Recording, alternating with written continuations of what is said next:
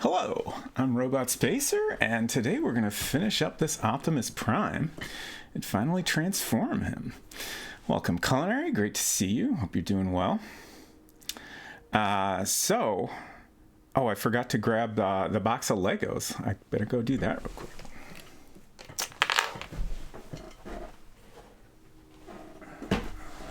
Okay. So here's the enormous box with the finished design. And the end of today, we can finally do this. I'm very excited. We'll also be building all these accessories. We got a jetpack, we got an Energon cube, Energon axe, rifle, alternate bumper plate, and of course the Matrix of Leadership. Glad you're doing well. So last week, I had to tape back up bag 8 because we're only halfway done with that. I think that was 8, maybe 7. We also have 10. Yeah, that must be 8 and 9. So, not too much left.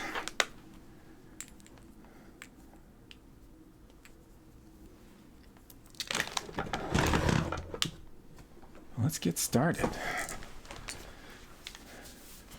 Autobots roll out, or Autoborts if you prefer.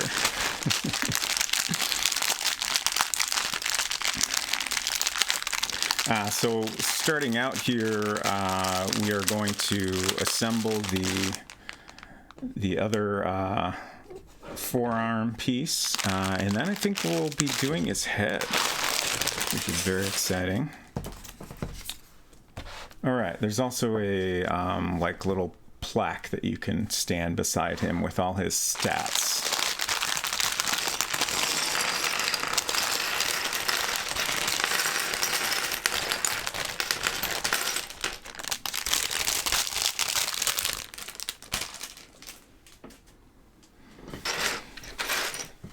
Okay.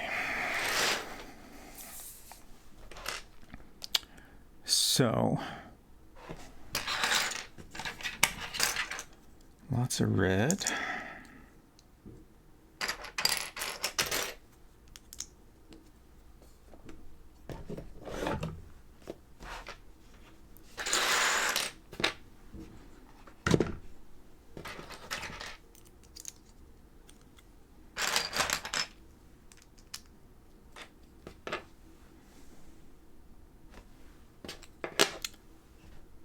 Spent a lot of time messing with lighting options today. The good news is I managed to significantly reduce the glare on the instructions for myself.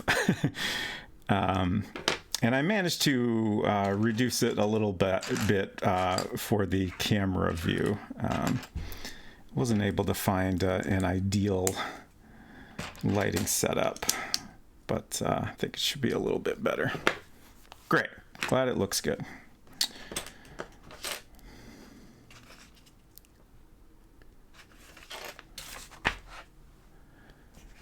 Got another click piece here.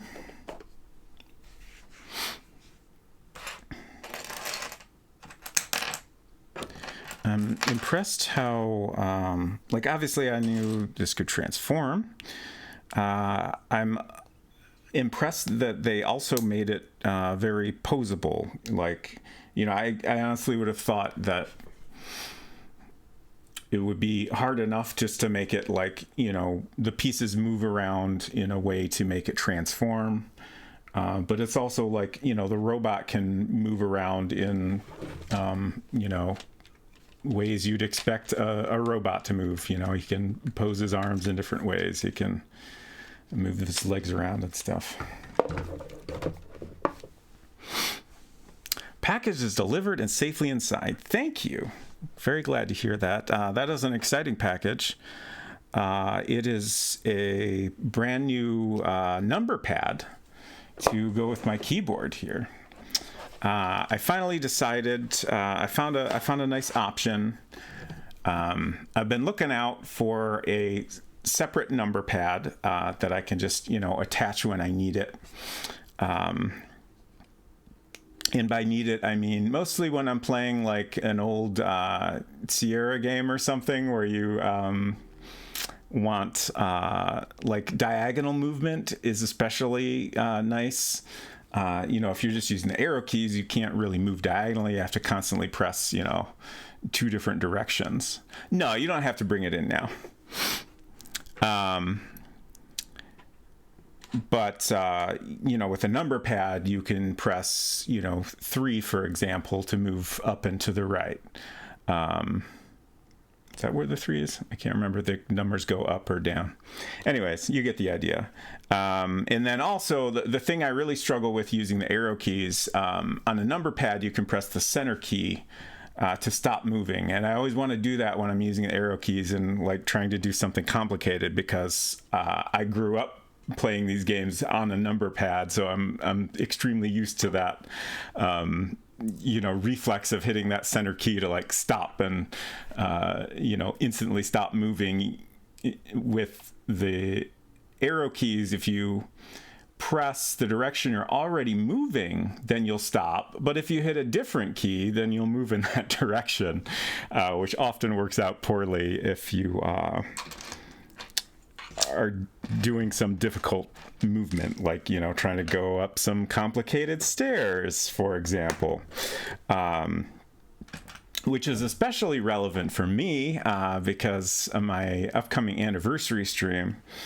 I will be playing the game Stair Quest, which is heavily inspired by those early King's Quest games in particular that had a lot of complicated stairs and pathways to navigate. And then also, it should be handy for my Colonel's Bequest speedrun that I will be doing on that same stream. Colonel's Bequest, I don't think I really need the diagonal keys, but being able to quickly adjust the animation walking speed should be fairly important, I think, for getting like the best time possible. I want to mostly go as fast as possible, but there are certainly some times when I might want to slow down just to make sure I don't, walk to my death or whatever. So that should be nice. For some reason, like, you can just press plus to increase the speed or minus to decrease it.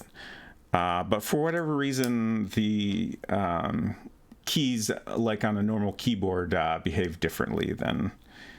I guess it's a different key signal than the ones on the number pad. And I could customize my keyboard to... behave in that way if I needed to, but I prefer not to have to mess with it just for an occasional game. Oh, I think I put that on sideways. So I got it's a Keychron number pad, which is a different brand from my Drop Alt keyboard. But it was available in silver. It's got a USB-C connector, which a lot of number pads do not have. And most importantly, I can put my same keys on it, so it'll match the keys I have on my main keyboard. So hopefully it will all work out well. Oh, and it's also got, I'm pretty sure, the same customization system. I can't remember what it's called, but basically you can, at least with Drop, they have a thing where you can go online and configure your keyboard, and then you just download a file, like a firmware update that you then install onto the keyboard. And if you want to have any non-standard keys that work in a particular way, then you can do that very easily. So that should be nice too. I think this is all good. We need to flip it around like this. Yeah. the polka record culinary order just got delivered. Nice. I got yet another record for my collection as a Christmas gift. The Untitled Goose Game soundtrack, which I am very excited about. I still do not own a record player, but I'm going to get one finally. We are going to get a record player soon.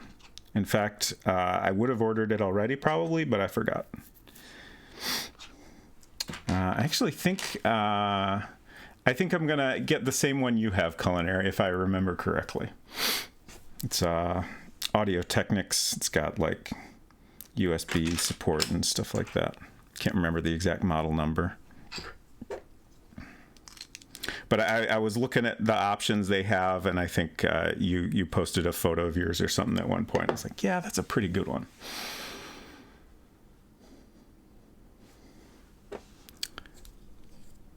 So thank you for sharing that. I got lost. I'm over here. I went out of order. Talking too much. Okay. I think that's fine, though. I don't think I did anything wrong. I just did it in the wrong order.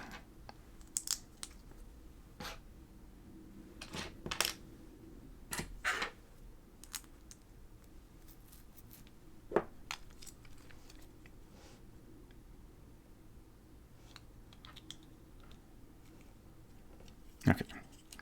Now we're putting these top parts on. So, oh, maybe that is a little wrong. Wait. Yeah. Yeah. That's definitely wrong.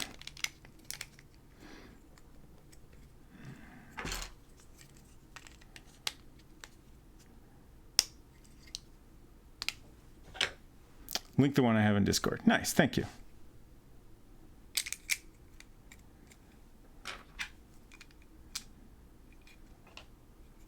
Okay, I think that's right.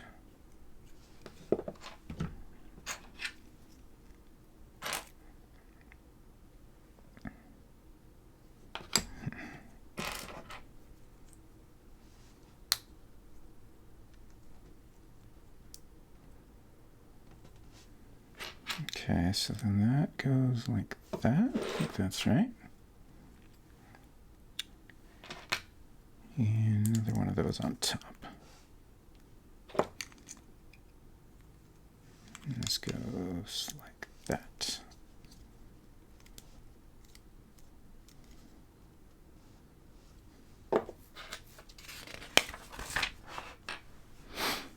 I really wish I had my original Optimus Prime figure. I wonder how much one of those goes for secondhand these days.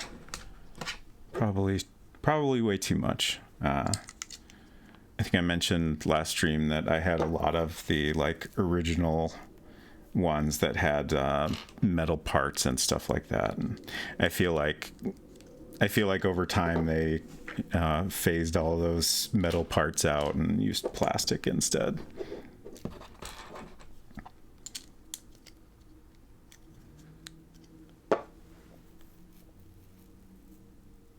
Okay.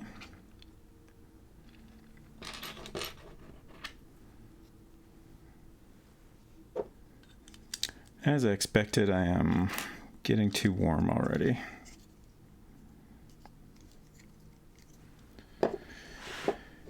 Weather went from way too cold to in the 50s this weekend. I think at its coldest it got down to about 1 degree here.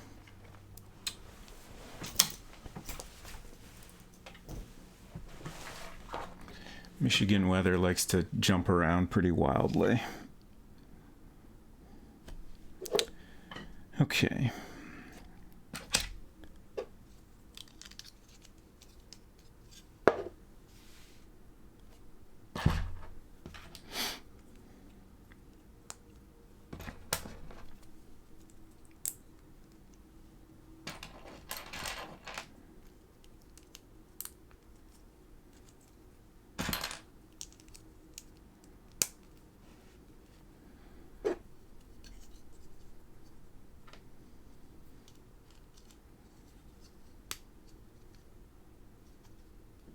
forget what that does.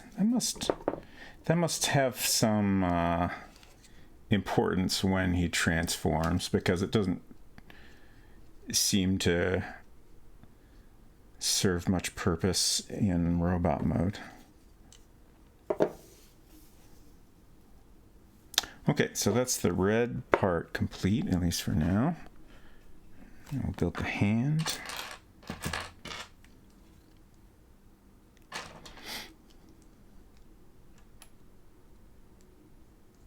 Okay.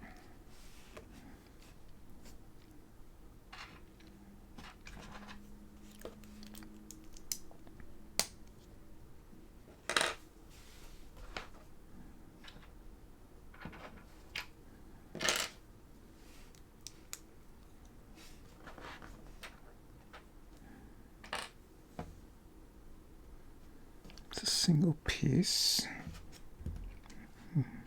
Where is it? It's right in front of me, I know it. I'm just not seeing it. There it is.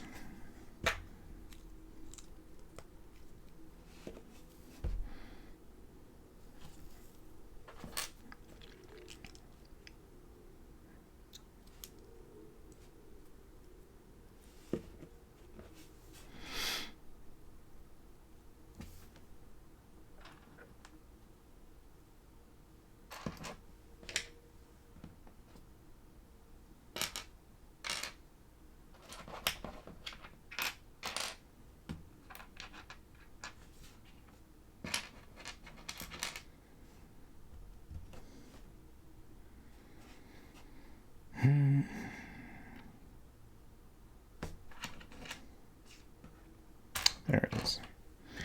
They keep being upside down, which makes them hard to find.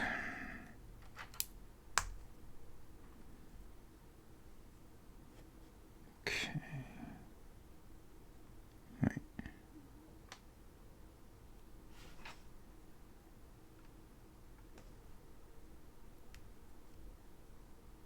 Is that right?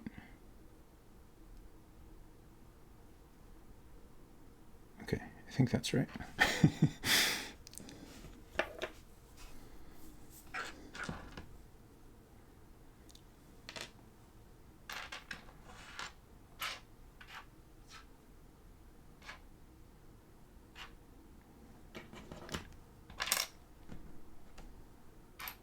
I should probably, who knows when I will next do a LEGO stream, but I should probably try doing some background music next time around. See how that goes.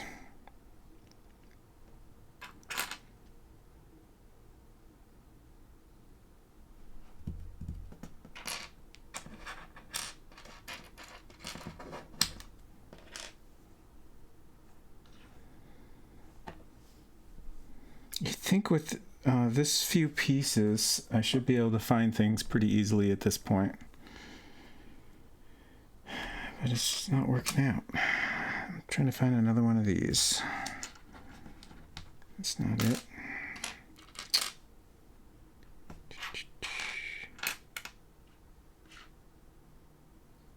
Right? Yeah, I need two of them. Oh, wait. Yeah, that's right. It's hiding.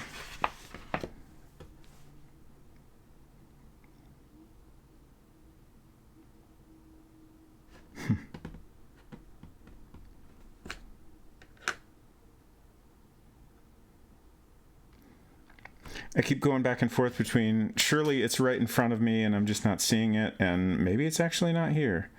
Wait, did I put that in the wrong?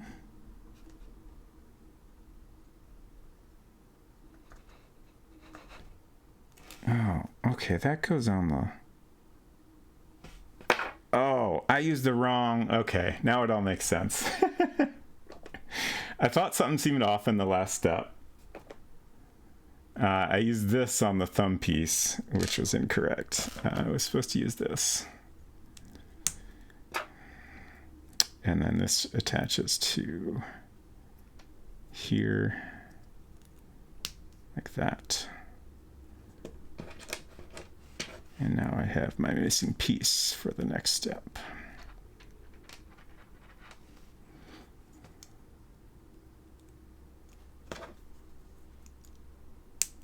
Okay, there we go.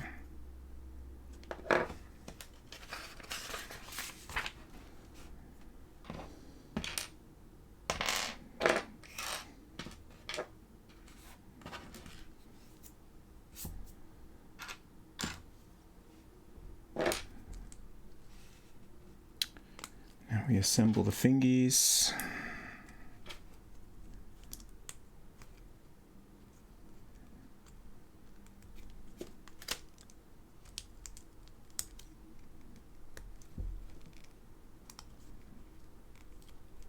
There we go.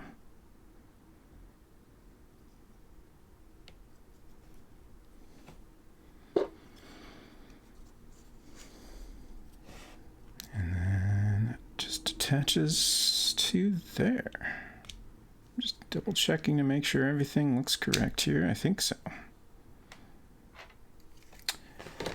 And then that all attaches.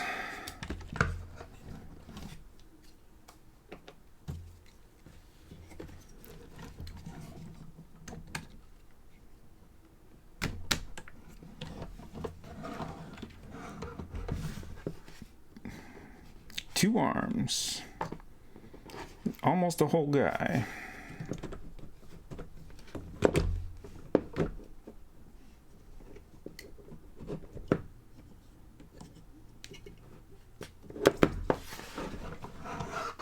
Okay. And I think it's time to build a head.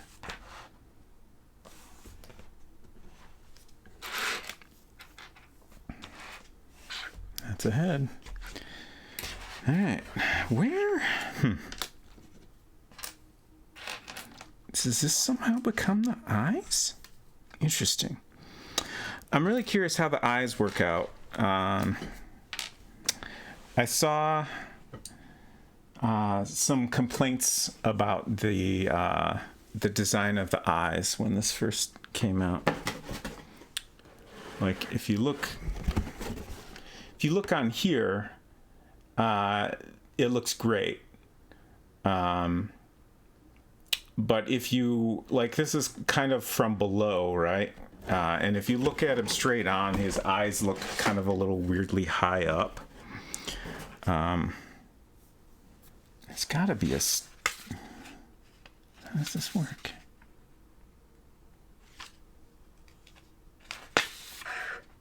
Huh. Okay, there is a piece that has like his eyes painted on the side. Oh, there they are. So anyways, I saw some like here's a way you can adjust things a little to make his eyes better positioned and stuff like that. But I didn't bother to look into it. I figured I'll build him correctly, and then like if it actually bothers me, maybe I'll look into that and see what's involved.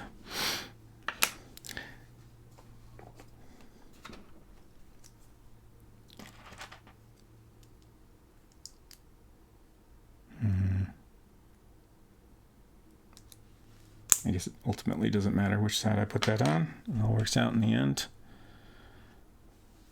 Okay, I see.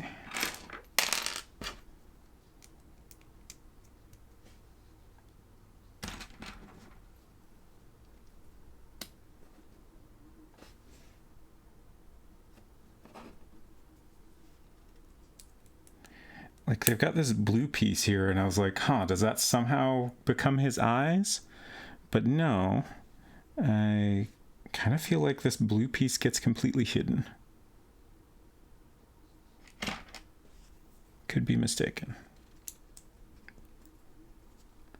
I think that's how we attach the head.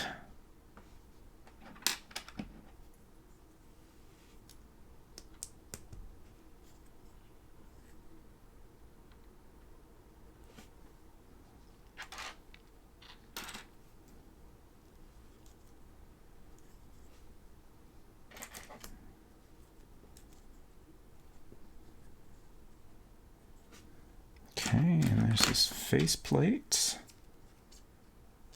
Nice shiny piece. I feel like this one has to be custom made for this set.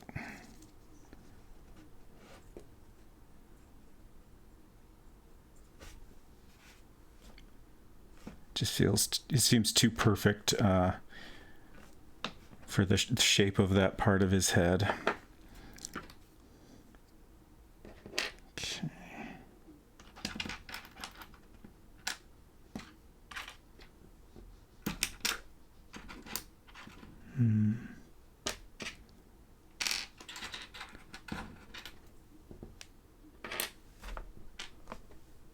There it is. Okay.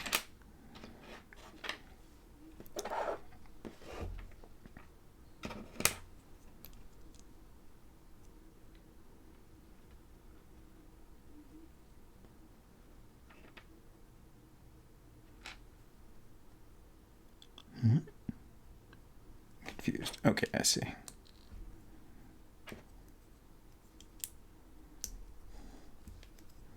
There we go. And then that whole thing goes like that.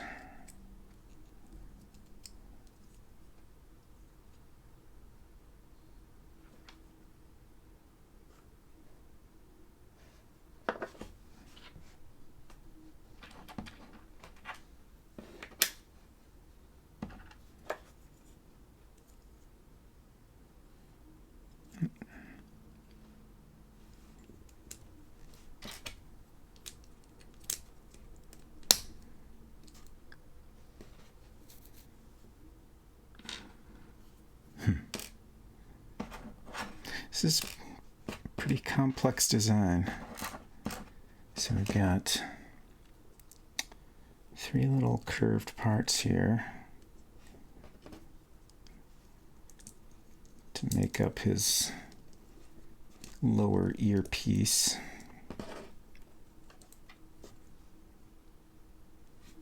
And then, oh, I guess we're not attaching it yet, but there's a clip here for his rest of his ear.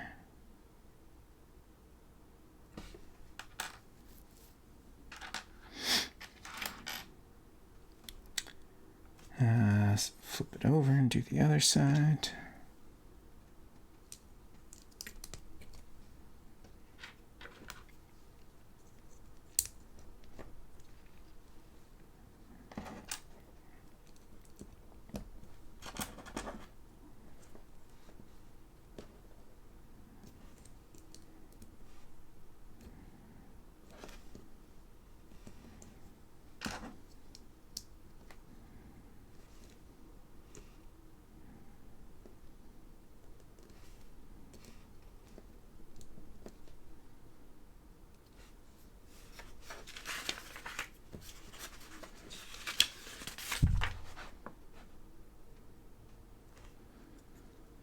Okay, time for the eyes.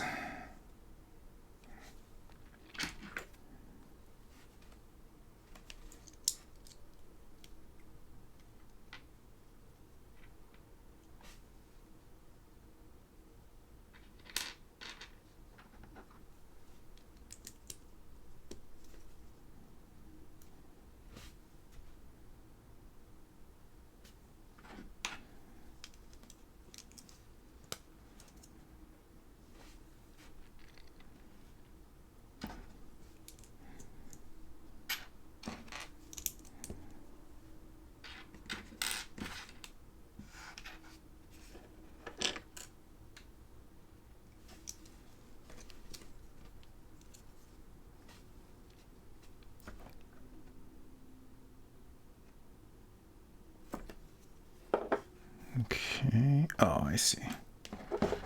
So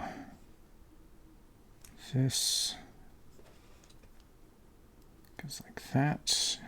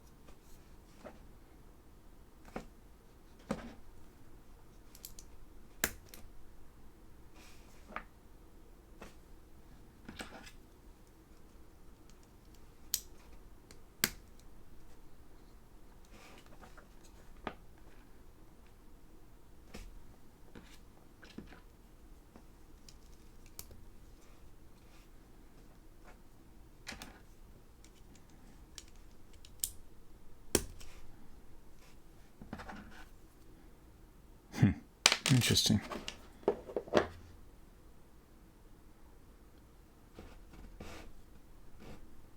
Trying to get, like, this almost looks like it's a pre-applied sticker on here. Like you can see the edge of it.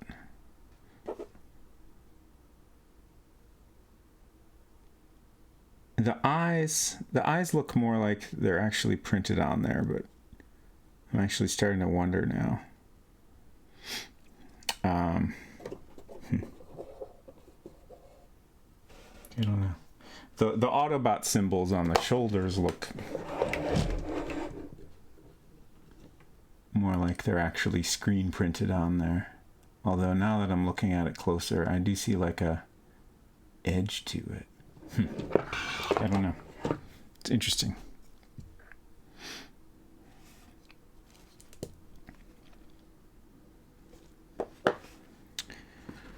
And time for his ears.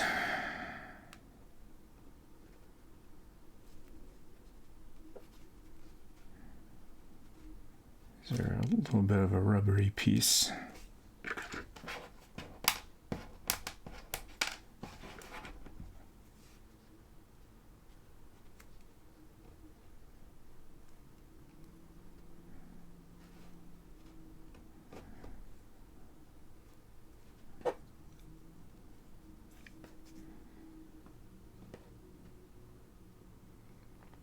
Just trying to make sure I'm putting these on right.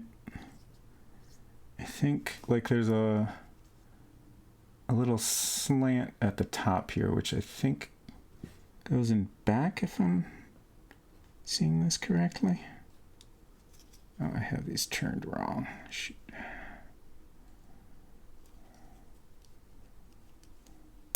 That seems right.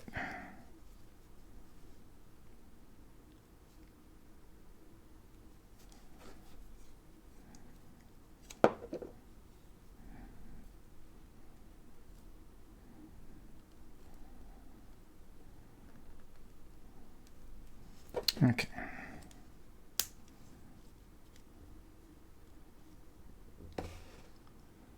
Neat. So I do agree his eyes seem a little like higher than ideal, but certainly doesn't look bad. And honestly, there's a good chance I'll have him up on a shelf above eye level, so maybe it won't bother me. And then his ears can flap down for some reason. I think that's just how they're attached, not intentional movement. Okay, so that's bag 8 complete. And now we have 2 to show when he's sad. Yeah, perhaps. Or maybe his head can detach and fly. Sad ear position. I guess I kind of missed the important step of actually attaching his head. So got another little ball joint here.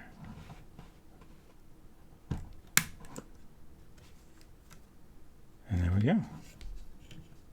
This head can move around quite a bit.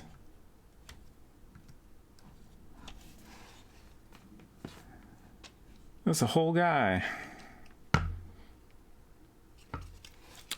So now we have a couple of Optimus Prime facts here. On this page, it says, Optimus started his life on Cybertron as a civilian known as Orion Pax, but was rebuilt as Optimus Prime to lead the Autobots in their fight with the Decepticons. We talked about that a little last week. As Orion Pax, he had a girlfriend named... I can't remember her original name right now. But she is also destroyed and rebuilt as Elita 1. And then on the next page, where we have the surprisingly simple assembly instructions for the Matrix of Leadership, We have another little fact here. The matrix of leadership is an artifact of great power passed from one Autobot leader to the next. It is thought to be connected to Primus, the creator god of all Transformers. Very serious. So that'll be in the next bag here. Got some extra pieces to put away.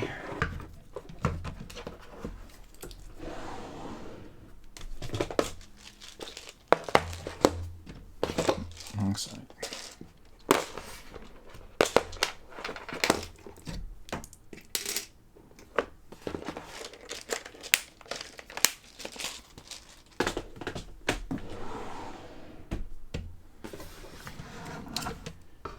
So I think I'll find somewhere he can just stand up fully on his own now. I think I'll set him off to the side here so I have more room to work. He can watch over the construction of his accessories. All right.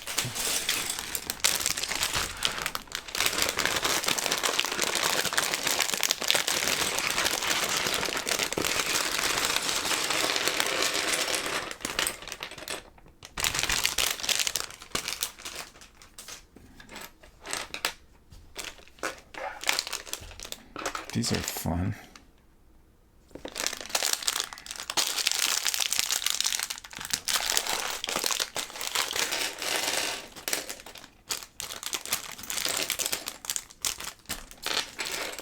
There's one of the pieces I need. Let's see, there's also one orange piece. I guess it's one of these. Yeah, that seems right. And we need a gray piece. That looks right. And 4 of those.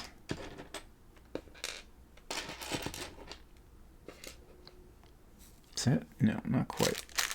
We need a piece that's in here too.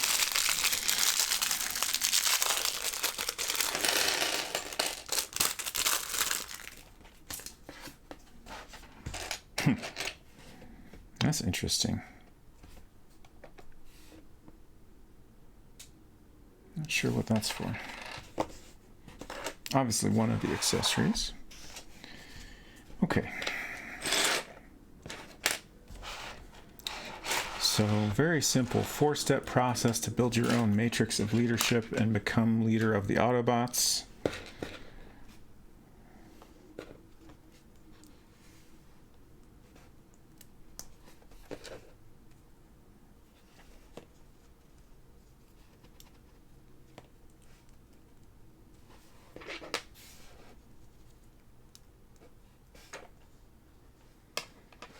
Okay, so... Oh, I put these on the wrong dang piece. I put them on this piece. They're supposed to go on this piece. I guess this is why I'm not leader of the Autobots.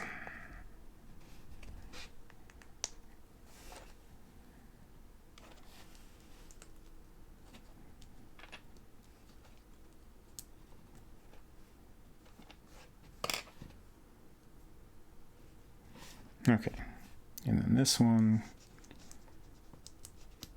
goes on the bottom, and this whole thing. Okay, so it doesn't really, like I thought this would kind of get wedged in there, but it doesn't really. You need this other piece to kind of hold it in place.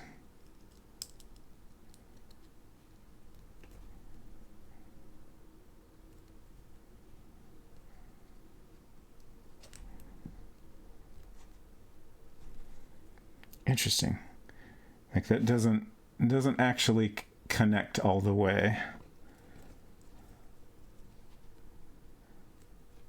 But that holds it in place a little better. And there it is. Hey, 6-7, good to see you. Hope you're doing well. You could be if you applied yourself to being leader of the Autobots, though, I believe. I appreciate your faith in me. The next page says the matrix of leadership bestows upon its holders increased power, which can be used to perform miraculous feats of creation and destruction. Very dramatic. So now it is time to insert the matrix of leadership to bestow those powers on our little Optimus Prime. So this opens up just like you see in the movie. And then we've got these little clips here.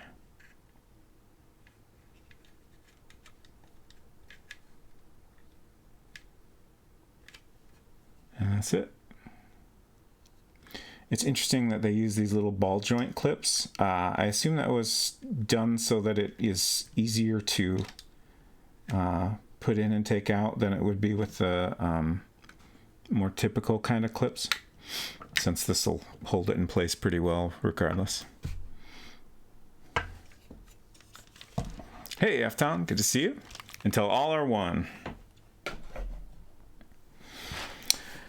Culinary says, I'm back from preparing lunch. How is our robot leader? He's doing great. He has the matrix of leadership installed now. I'm knocking pieces off of him. But otherwise, he's doing fine. Got his movable heads, all his important body parts. Let's see, what are we going to make next? Next, we're going to make an Energon cube.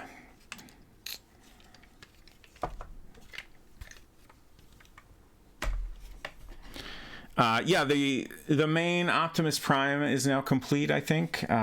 We just have a bunch of little accessories to build. Like I said, we're going to do an Energon cube next. We have his Energon axe. We have his rifle. There's a little plaque that you can stand next to him with his stats on it. And then in the last bag is going to be the final piece, which is his jetpack.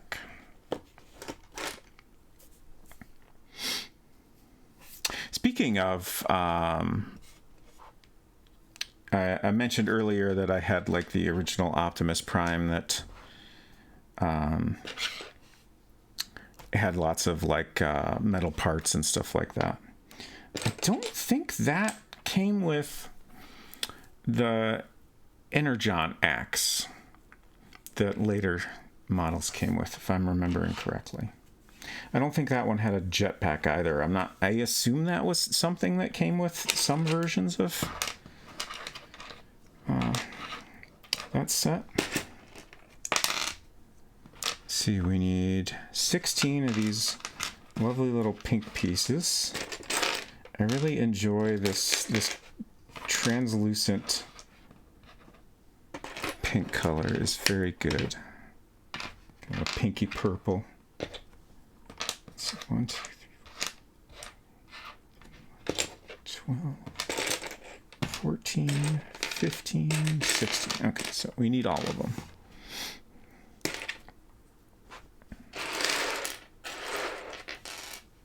Now that you've done the fun build, time for a cube. Exactly.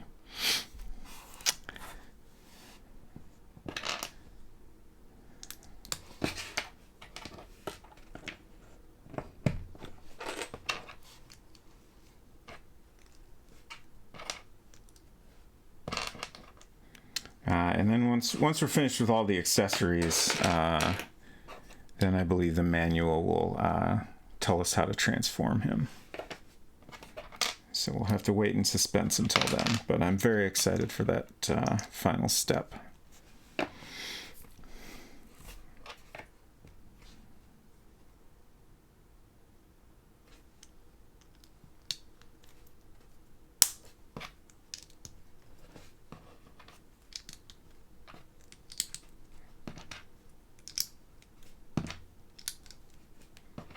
I'm surprised we're not getting any Energon facts here.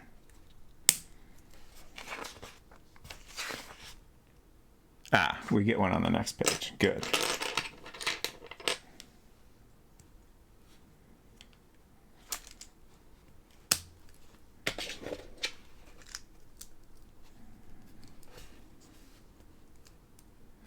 It's interesting that it's not quite a cube. I feel like if they did one more layer, it would have been a nice cube.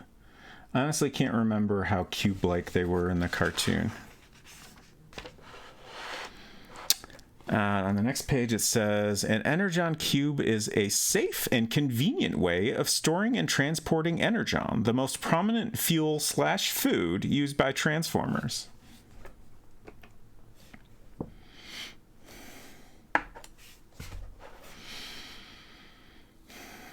The color of these bricks is making me wonder if there are any fan-made tunic builds. A wonderful question. I feel like pretty much anything you can think of, somebody's made it out of Legos, right? Energon rectangular prism is much less sexy, I suppose so. So next we have the axe. Here's the finished design. That's not part of the axe, that's my separator. Oh, that's a fun piece. Okay.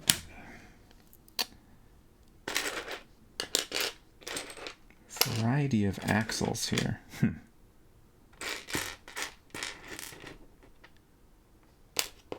So those gold pieces are just some connectors, probably for these side pieces. Let's see. There's the one I need. Unfortunately, Tunic Lego is only returning results about minifigs who wear tunics. Oh no. It's quite unfortunate.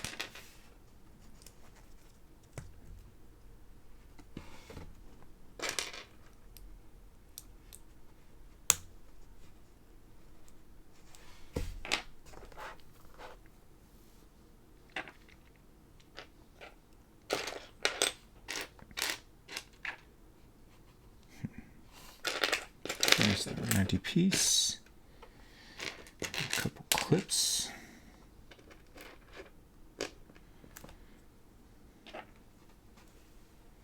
It's interesting that like most of these are in this orange color, or in some cases the clear color, which is pretty much the same orange, just translucent. But then there's some pieces that are yellow, and I'm curious if there's any particular reason for that.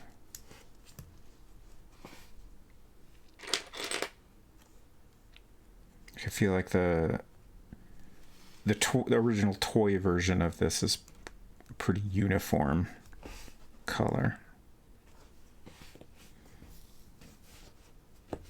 Looks correct.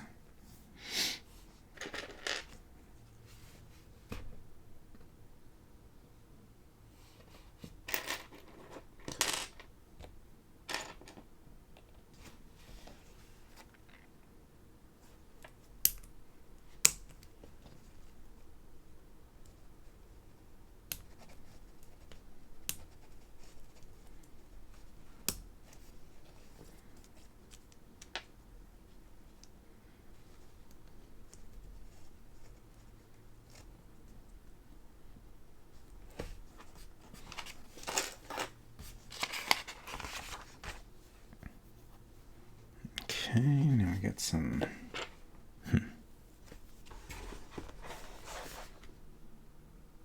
Okay. In the drawing, they look more orangey, but there's a little glint on them that is indicative of a piece that has like a shiny finish. So I'm pretty sure these are the correct parts.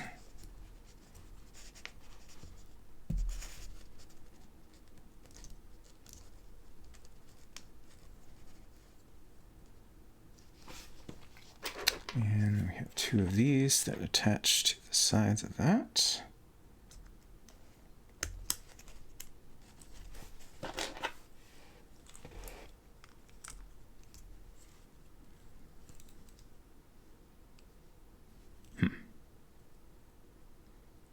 Interesting.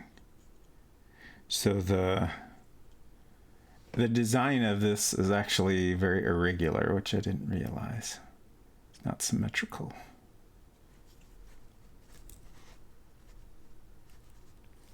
At first I thought maybe I had the pieces on wrong, but they're not meant to line up. Okay, next we have this red axle. It goes in here. Oop.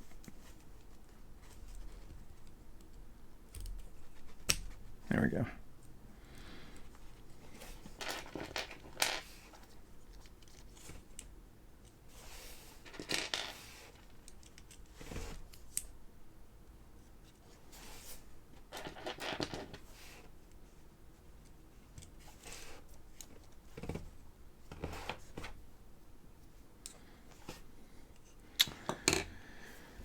Another fact, Optimus Prime first used his iconic Energon axe in his duel with Megatron atop the Sherman Dam in the G1 episode More Than Meets the Eye, Part 2.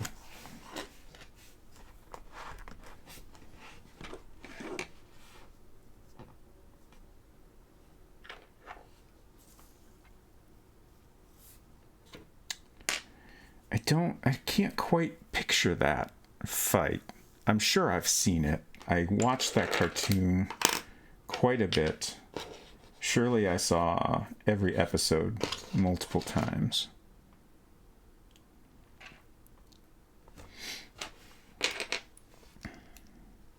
Oops.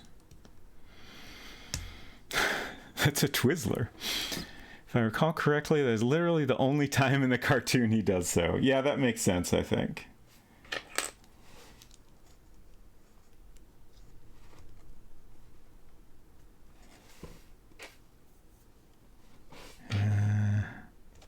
I thought there was going to be another yellow piece under here, but that's not actually correct. We have an orange piece with a hole in it. And yet has been brought back again and again. Yeah. Can a thing be iconic if it only appears once? I mean, I think it became iconic because they made it a part of the toy. Like, it is... Like I said, I'm pretty sure the original toy version did not have that axe, but I have seen it many times because it came with later versions of the toy. This is a fun piece.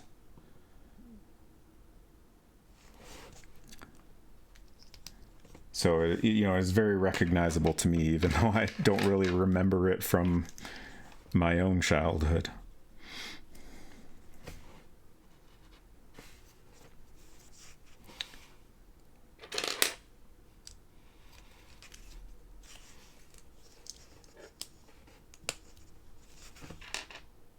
Oh, interesting. These pieces attach in a different way, so they just snap on.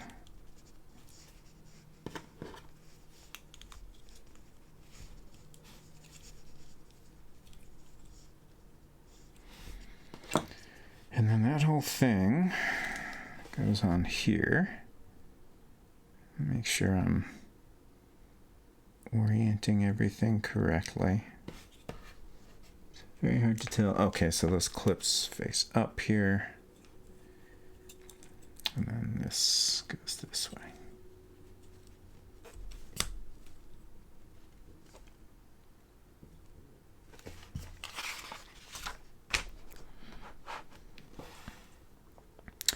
And now we assemble the axe blade.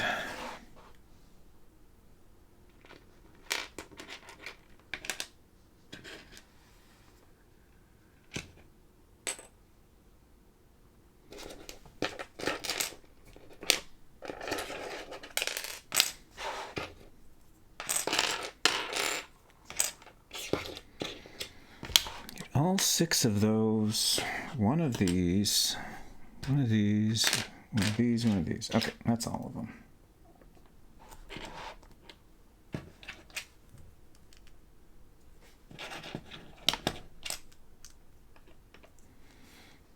These pieces have kind of an interesting, like, satiny finish. I don't know.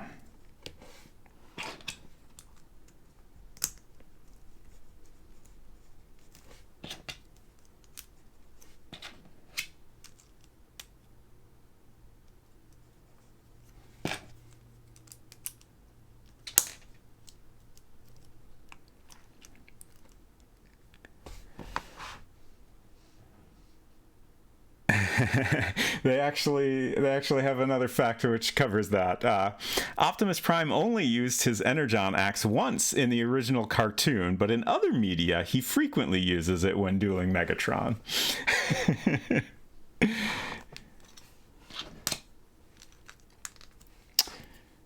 Thank you for clarifying that instruction manual.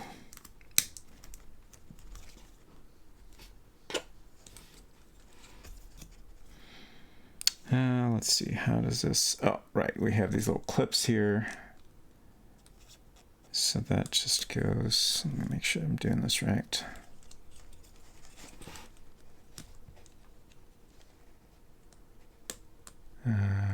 What? Oh, okay. I assumed this would, be centered in these clips, but that doesn't work. It actually is supposed to go like this, a little off center.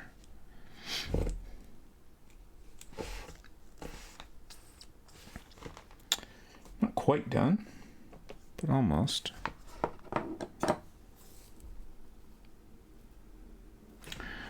Oh, right. The axe actually replaces his hand. I'm pretty sure that the toy version of it worked that way as well. So we need this.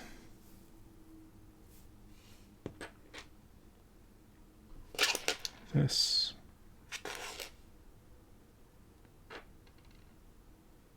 And that. Okay.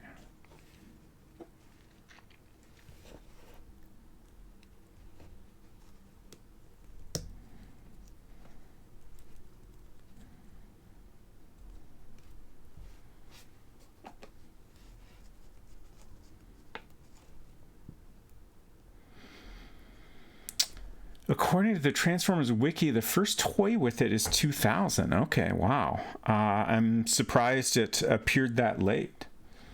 But also, that was 22 years ago. So I guess that makes sense.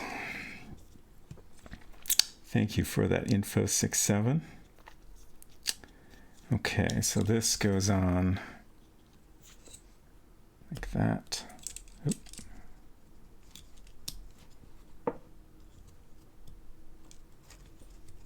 Okay. And let's see how this attaches. So we need to pop off his right hand.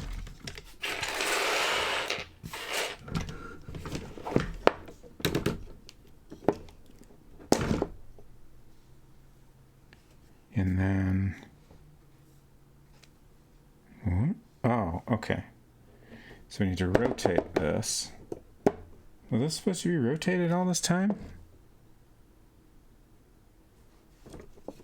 Not sure. And then this. Okay, fascinating. This like post that his hand attaches to rotates down. And it's a little hard to see, but you can just make out there's like a cross-shaped hole here.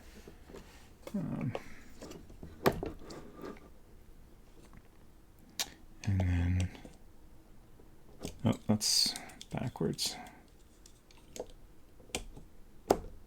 Slides right in there.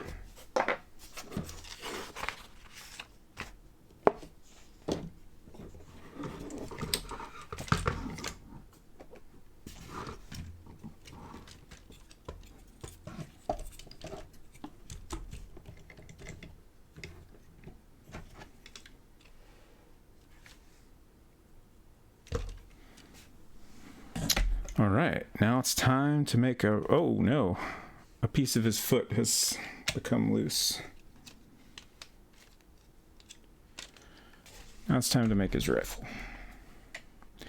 Yeah, his arm seems a little bit floppy. I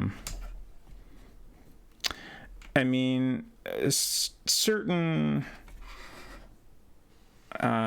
joints are a little bit loose. Like, I think if you pose him, he's gonna stay put. But if you're, moving it around a lot, handling it in some way, then there's certain areas that, might unintentionally move around.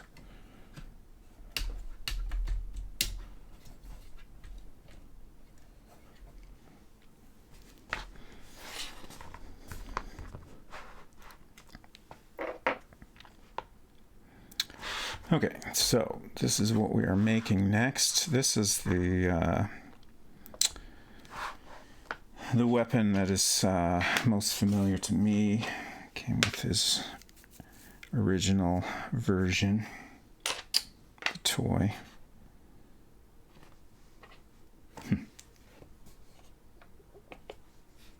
Interesting piece with a bunch of grooves on it.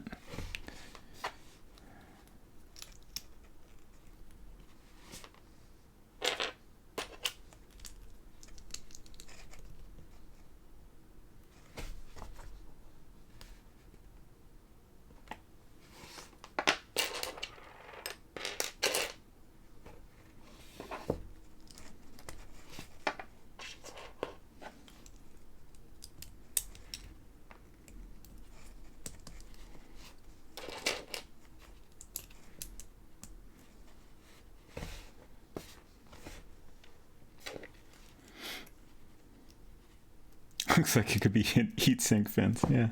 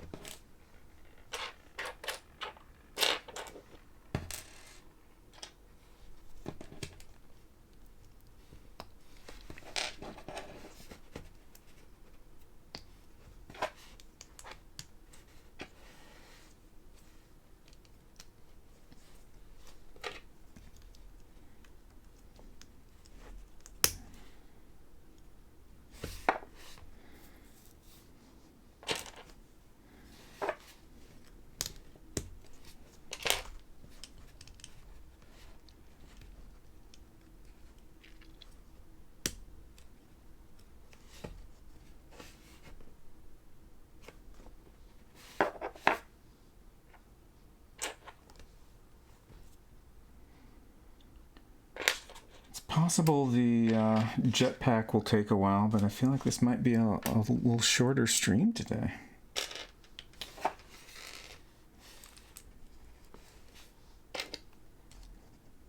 That's all right.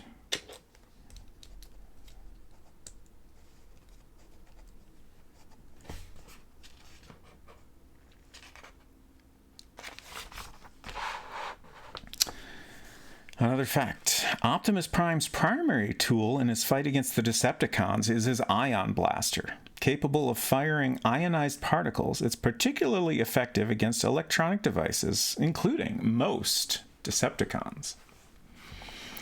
That's an interesting word to throw in there. I can't remember if there are any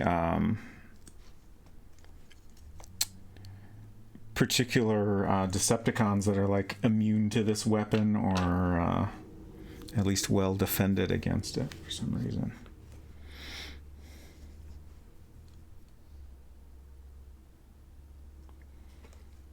Okay. This goes on there. And then goes there.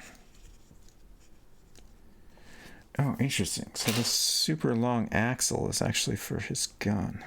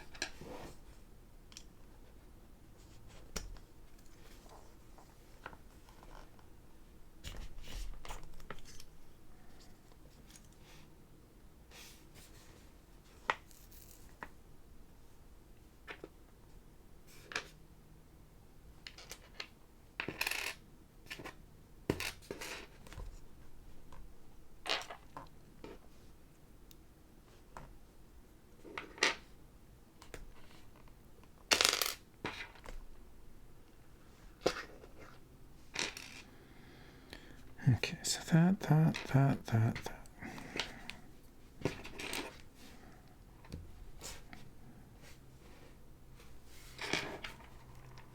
I don't know. I gouged my hand the other day, and I apparently nicked it again on something just now. The other day, I woke up to Unsecret Crush kind of gently nudging me repeatedly. And she was like, there's something in the office making a sound, and she was pretty sure it was the carbon monoxide detector, because we have one in there. And it was like 7 in the morning or something like that. So I'm like, oh geez, like we previously had our carbon monoxide detectors start making sounds, but eventually we were able to determine this was just indicator of some sort of malfunction or something. So we replaced them and have not heard any unexpected noises out of them since. But this did cause me a little concern. Obviously. But I went and I unplugged the thing, and the noise kept happening. And I like held it closer to my ear, because I was like, okay, maybe I think this has a battery. I'm pretty sure, like, it's a plug-in, like plugs into an outlet, but I'm pretty sure it also has like a battery backup. But it definitely, the noise was not coming from it. And then eventually I realized, I think it was earlier that same day, I had unplugged a UPS, an uninterruptible power supply, or much easier to say, battery backup for a computer. If you're not familiar with this, it's you plug it into an outlet. It's kind of like a enormous surge protector. Generally, they also serve that function as well. But then if your power goes out, they can supply power to your computer for a little while, so you can shut it down safely, not lose any data and stuff like that. And we had one of those hooked up to her computer for a while.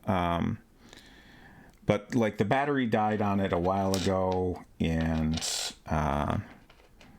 she just has a laptop now, so it wasn't really serving any important function.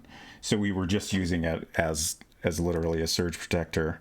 But then the other day, I replaced it with a normal just surge protector. But I guess it still had a little bit of juice in it, and it was unplugged for a long time and turned off.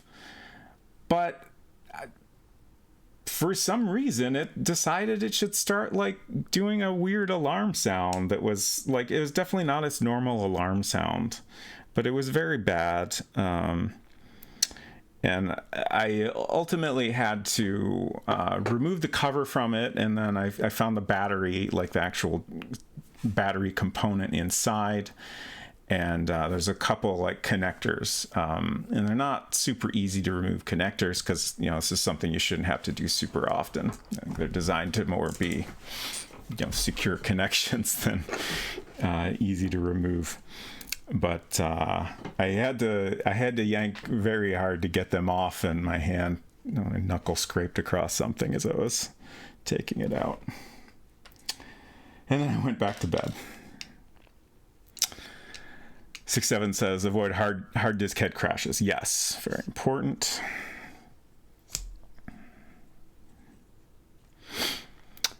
You have a regular ghost in addition to stream ghosts. Maybe. Certainly a possibility. I hope not. Or at least I hope they're friendly.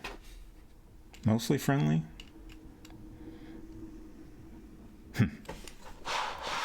So I'm doing this step here. So we finally have this interesting piece. Oh, I guess I want to attach a couple things to it first.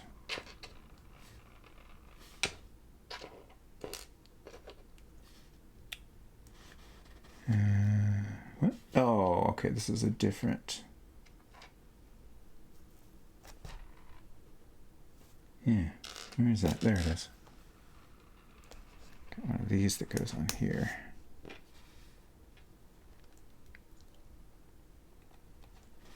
Wrong way. Unsecret Crush, who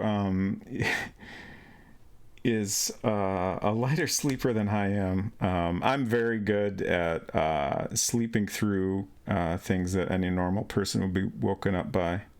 Huh. This is just not secure in here at all. I hope there's something else to hold this in place. Seems like there must be. She heard the sound first. She says it started out as kind of an intermittent ticking noise that got more and more frequent until it was a constant drone. I'm 2 gems away from being able to do another 10 pull on Raiden's banner. I assume you're struggling to obtain these 2 gems, and that is why the sad face. Robot Sleeper, that's me.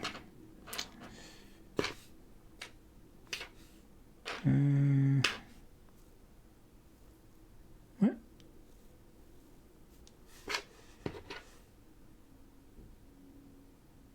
Did I? Oh no, I did. I grabbed the wrong piece in a much earlier step. That's funny. I was supposed to use one of these cylindrical pieces, but I grabbed this one with the ridges on that I'm looking for right now. We can fix this.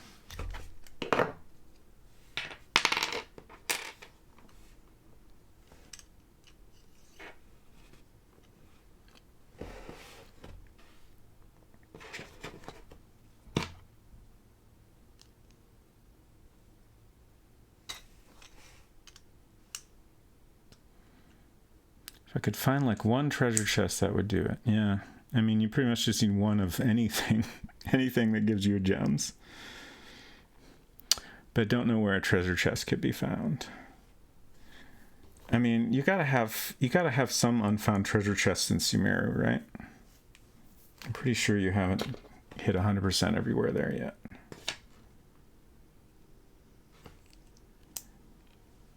Do you have the Sumeru treasure tracker yet? I can't remember if you got that.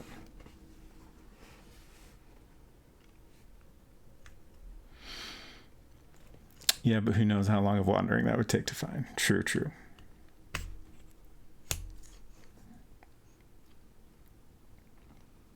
Okay. Oh, there's 2 of these. I didn't even notice that. So then this goes through here.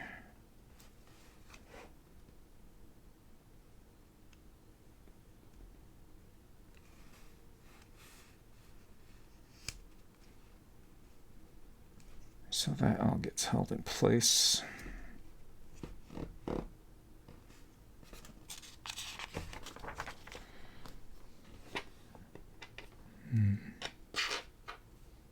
There's the piece. And then 3 of these.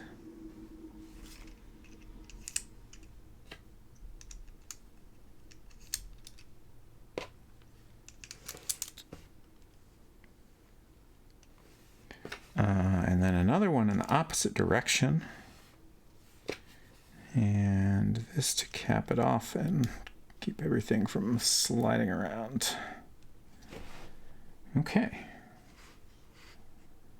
That's the gun, all right. Oh, interesting. So now we can attach that.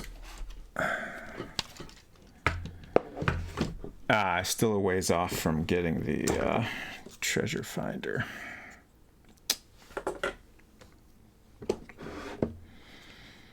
Let's get his hand back on.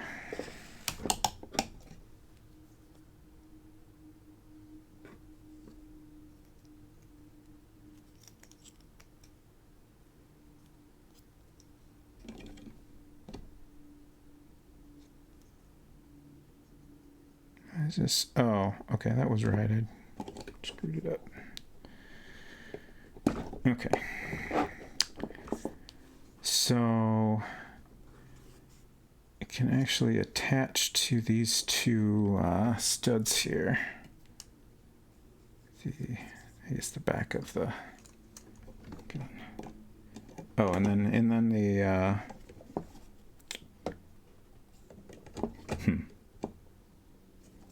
Oh, I see. We got to open up his hand, and then. There we go.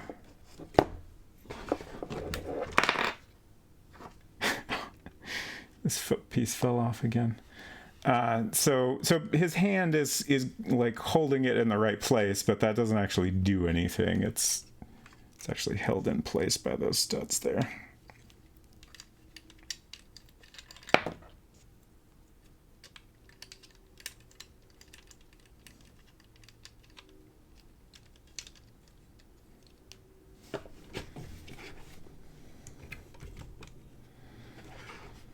All right. It's jetpack time. Oh, interesting. Jetpack facts. The jetpack is based on Sideswipe's jetpack from the G1 cartoon. Optimus Prime borrowed it in the episode More Than Meets the Eye Part 3 to pursue the Decepticon space cruiser Victory. Fascinating. So he comes with someone else's jetpack. Are these are all extra pieces? Wow. More than usual. Quote, borrowed. Exactly. Okay, this is probably a good time for a little break, I think. So once I put these away, I will go do that. And then I'll come back and we will finish this up.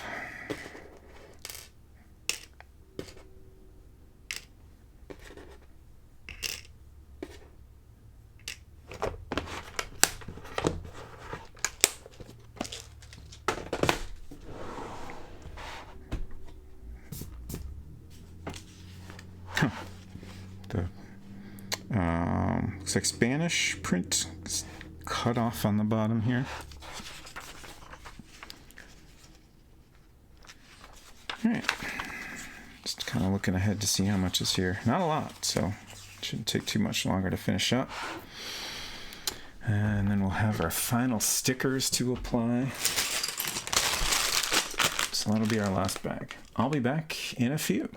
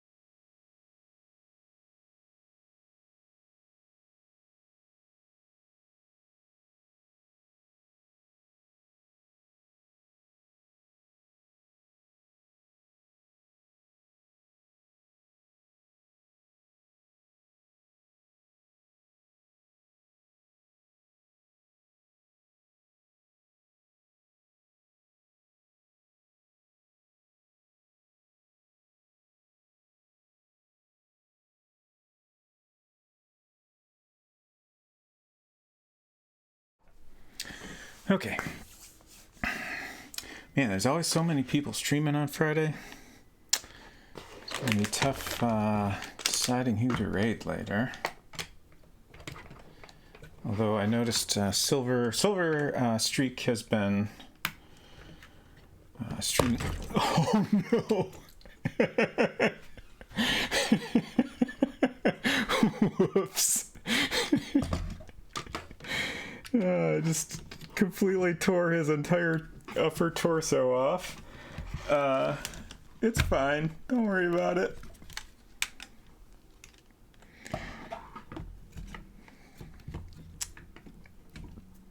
Okay. And then I bumped the camera. Okay. We're all fine here. How are you? Just like in the comics. Oh no.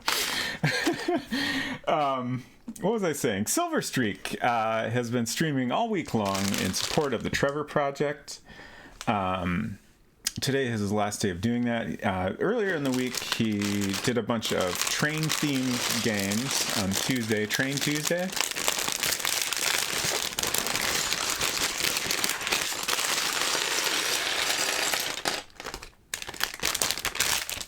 And one of those games was Nancy Drew game by Her Interactive, which I've heard good things about.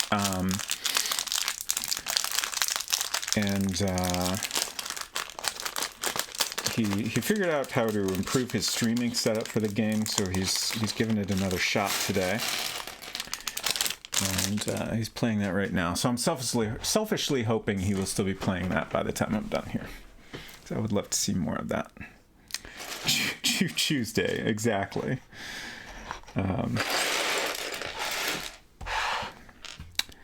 Okay, so we are building this jetpack.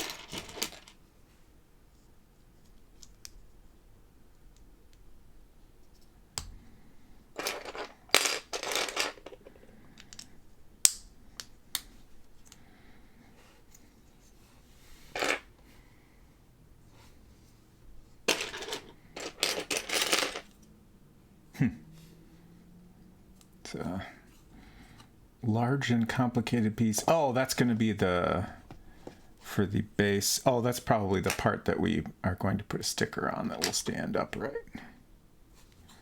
Makes sense.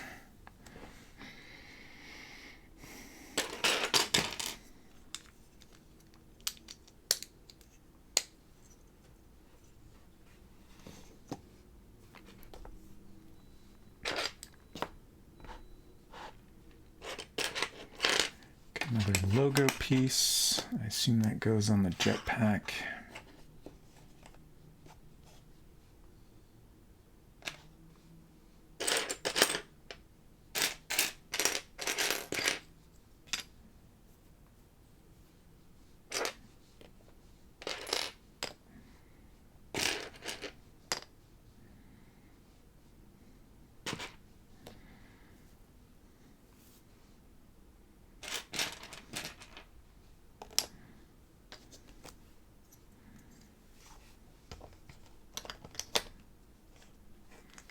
So we're making 2 of these,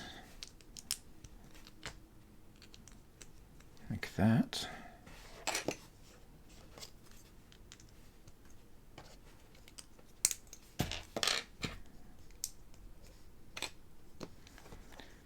And those attached to this, like that.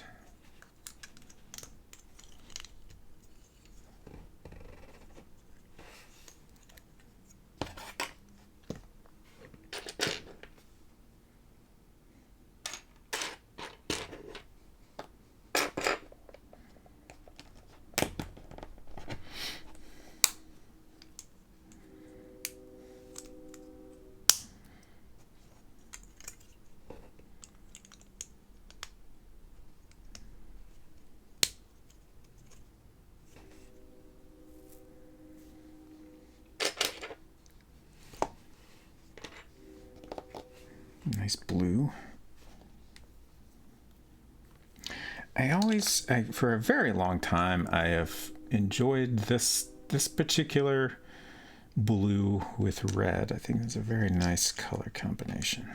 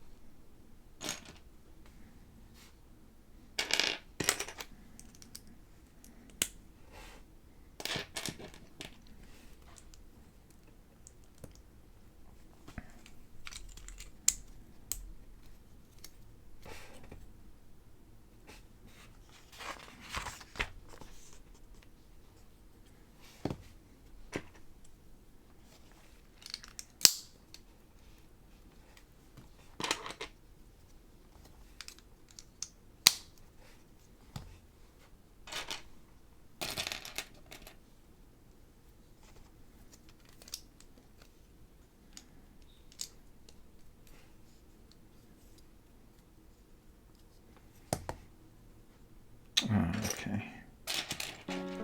Oh, silver! I was just saying that I was selfishly hoping you would still be playing Nancy Drew by the time I was done, because I would have rated you and I would have loved to check that out, but I guess I'll just have to watch your VOD. But welcome, Silver and friends. I hope your last day of streaming supporting the Trevor Project went well. I know you greatly exceeded your goal, which is wonderful. And I hope you all are doing well today. Dog walking time. That is perfectly reasonable. Me to a shout out here. If anyone is not already following Silver Streak, I absolutely recommend it.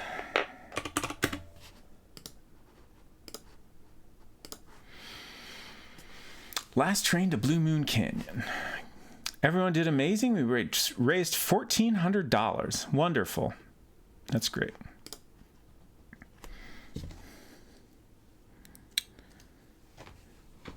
Okay, so we are just, I should update everyone coming in here.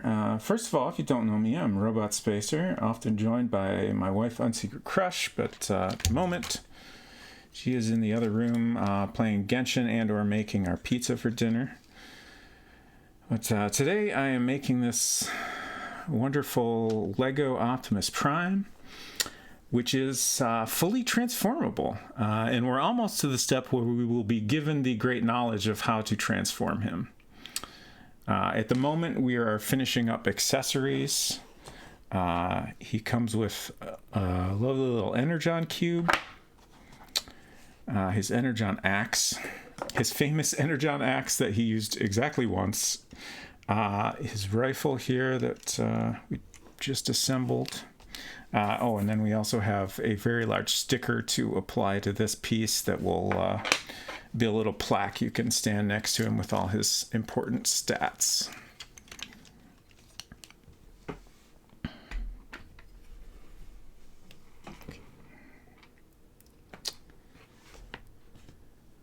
And the jetpack he borrowed, yes. There's been little fact sections throughout the instruction books, and the latest explained how this jetpack we're building is actually Sideswipe's jetpack.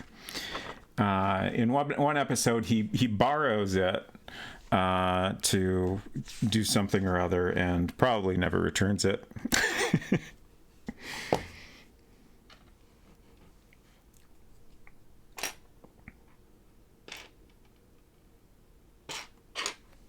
There's this piece I'm looking for.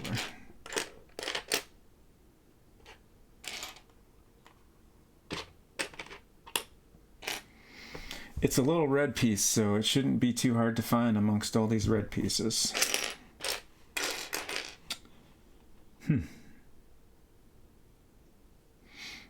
It's another one of these. It's probably under something, huh?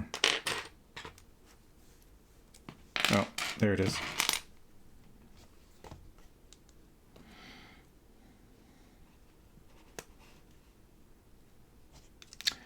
Well, heck, now I'm going to have to figure out who else to raid. Certainly not without many good options. Oh, geez.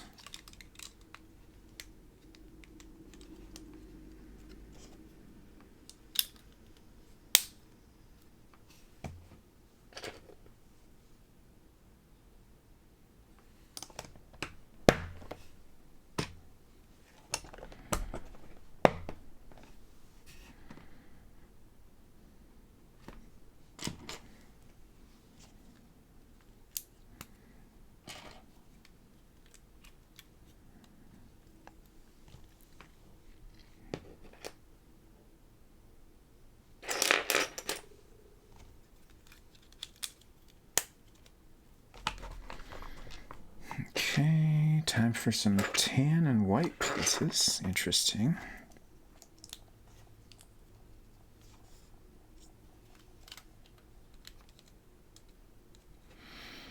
Do appreciate the manual having fun facts to justify why he has these accessories. Exactly.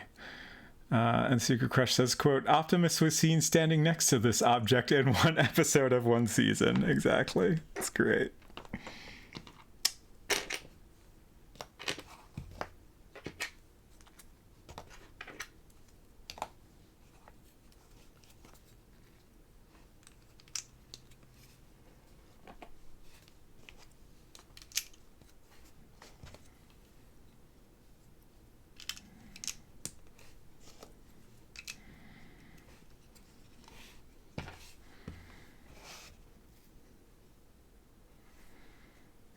Okay.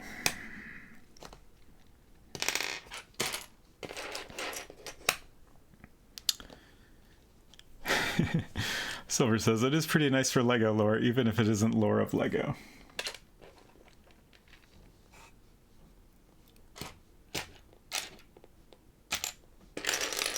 There we go. 2 of those. 4 of those.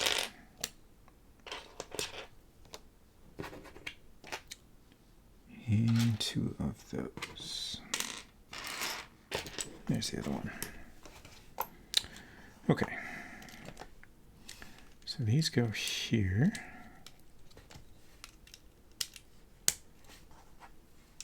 These L pieces go around the corner there.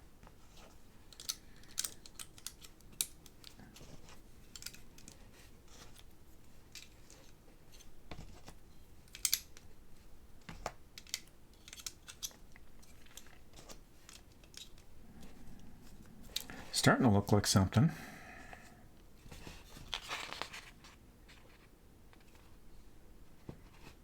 Just taking a moment to make sure nothing looks wrong. Always important to do once in a while.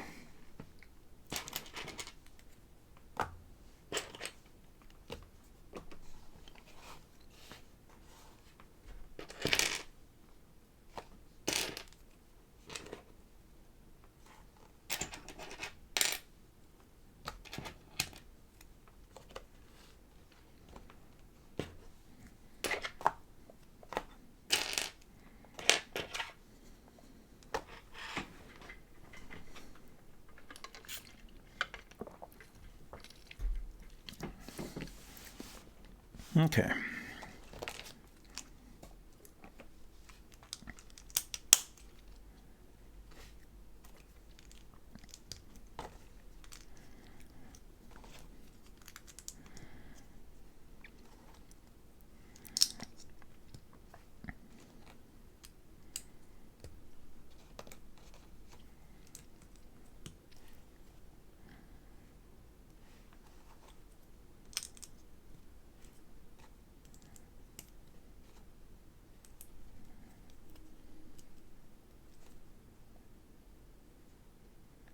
Okay. And that all goes on to here. Just making sure I'm doing this right. It seems correct.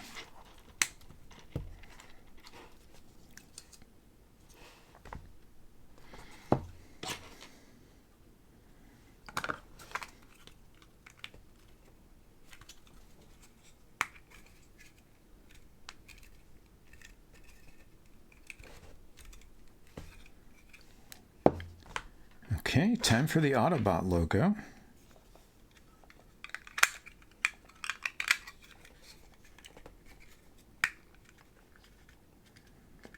I'm so glad I don't have to apply these as stickers myself.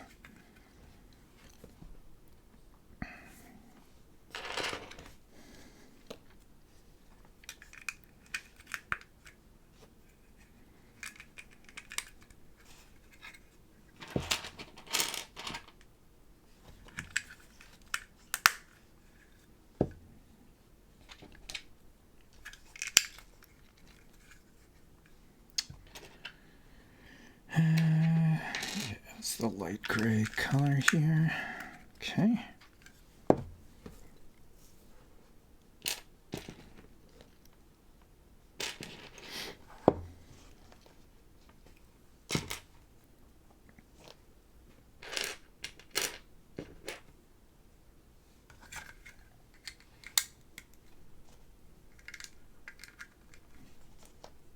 Huh.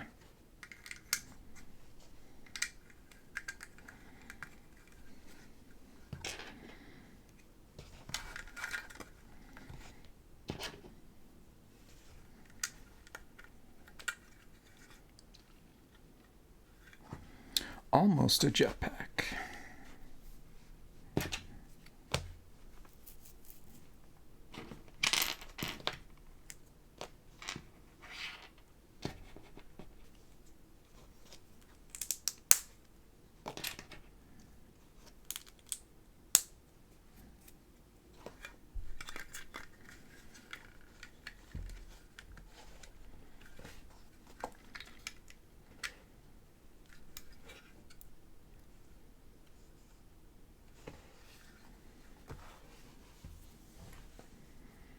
Okay.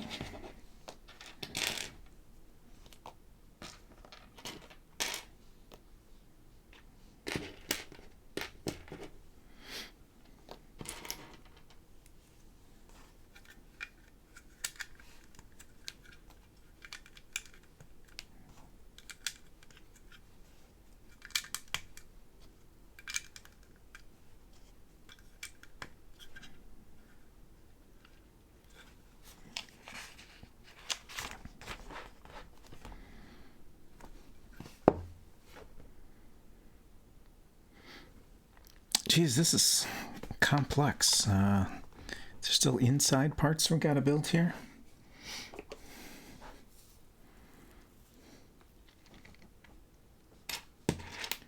I assume that's how it attaches to him.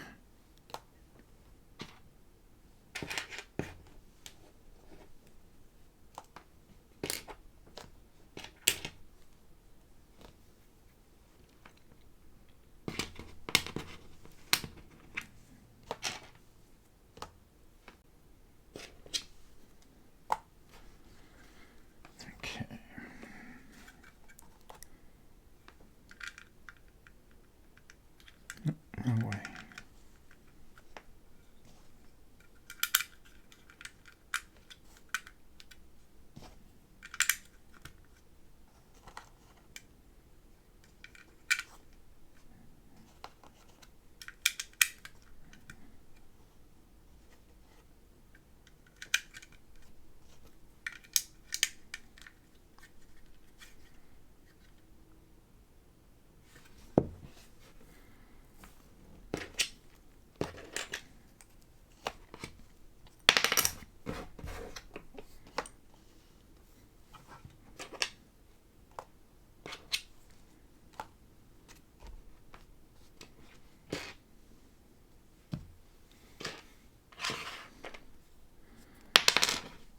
The jetpack has two heat sinks on it.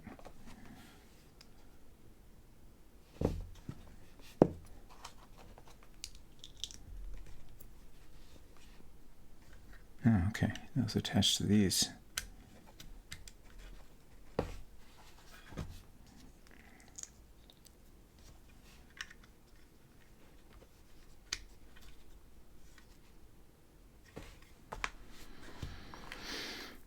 And, oh wait, I missed these pieces. So one goes there. two up there.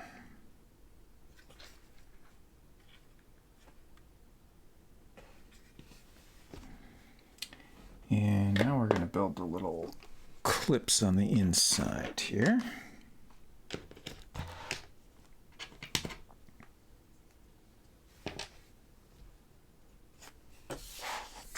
Oh, knocked my pills off.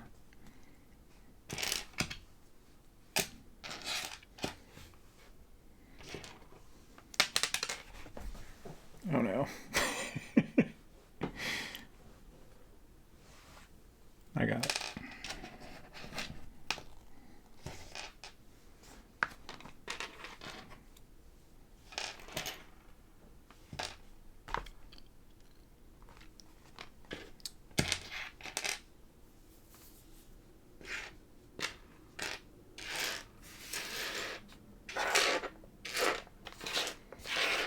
Okay, I think that's all of it.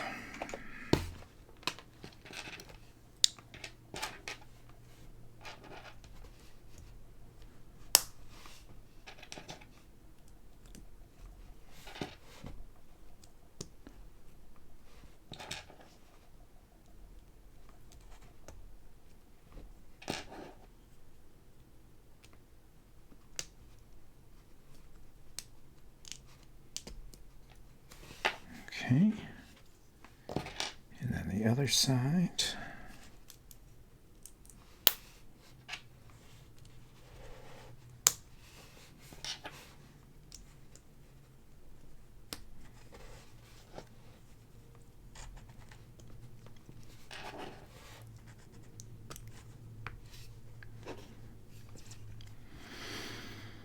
Let's see. So the clip goes out, okay, and then these parts, there's some holes in there that everything attaches to. Okay.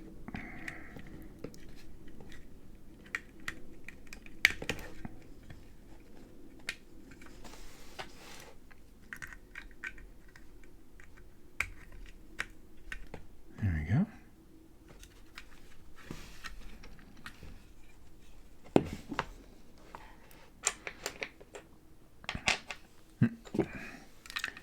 Gray brick in the middle there to help hold those in better, probably. A couple more heat sinks.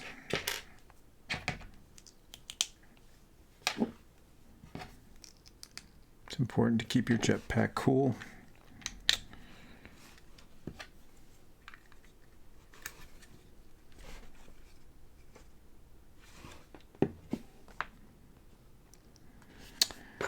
And then the little jet parts, which I love. I love that the jet parts are these little jet parts because I grew up with a lot of space Legos, and this is like your standard jet engine on a space Lego. I imagine it still is.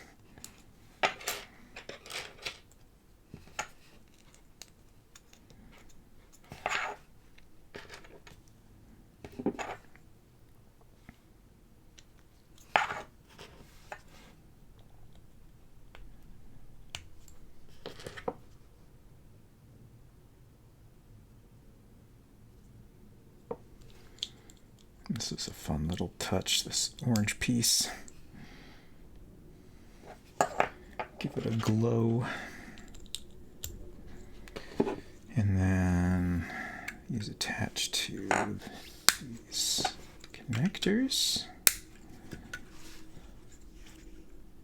Neat. Unsecret Crush says, yes, I got a TCG Chivo worth 20 gems. Nice. I wish you great success on pulling your Raiden. Everybody deserves a Raiden Shogun, if you ask me. Okay, now it's time to attach the jetpack.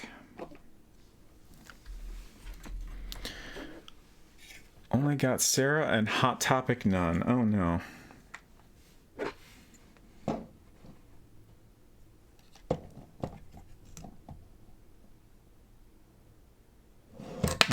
Oh no, things are falling off. These feet parts. Okay, so there's little clips here that this attaches to. Is that? Oh, okay, so like this hollowed out area is actually important to be able to attach the jetpack, I see now. Oh god, I'm worried I'm gonna knock other parts off in the process of this. Let me stand him upright.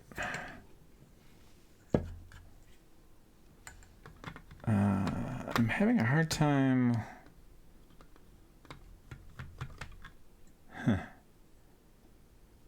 Figuring out how this is supposed to line up. Like I can't get it to go all the way in.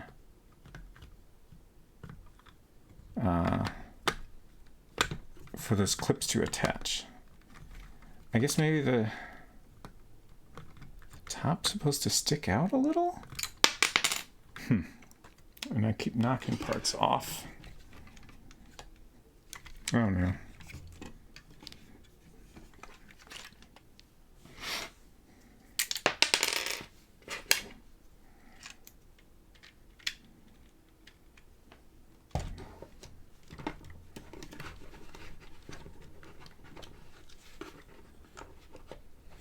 It's a very strange localization.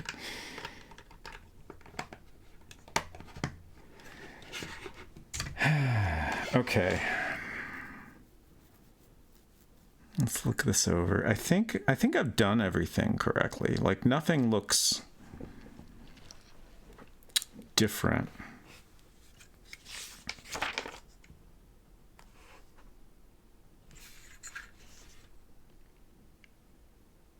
That all looks the same.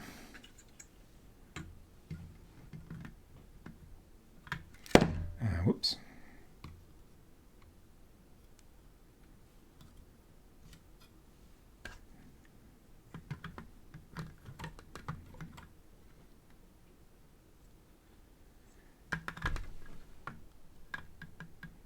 I really can't tell if this is getting hung up on... Like, I can't tell if it's hitting something it's not supposed to, or if it's just not attaching the way I expect it to. But, like, I can't get these clips to connect.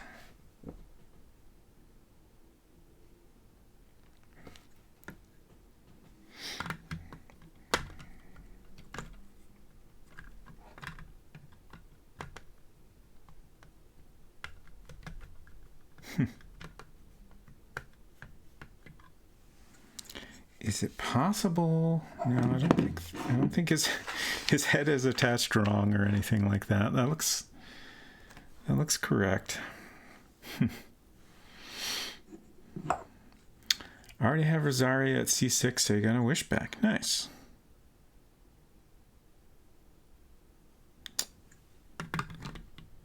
Yeah, I can't figure out how to get this jetpack on. Like...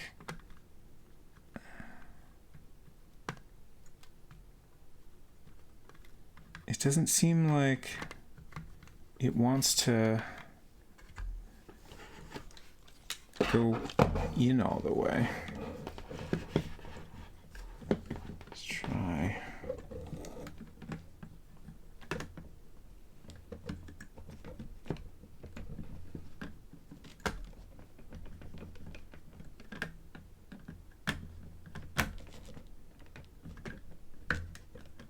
That's so strange.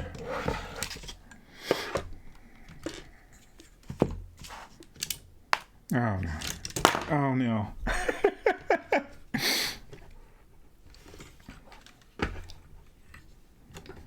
I don't know what... Oh, that's part of his... I think that's his thumb I knocked off. Okay.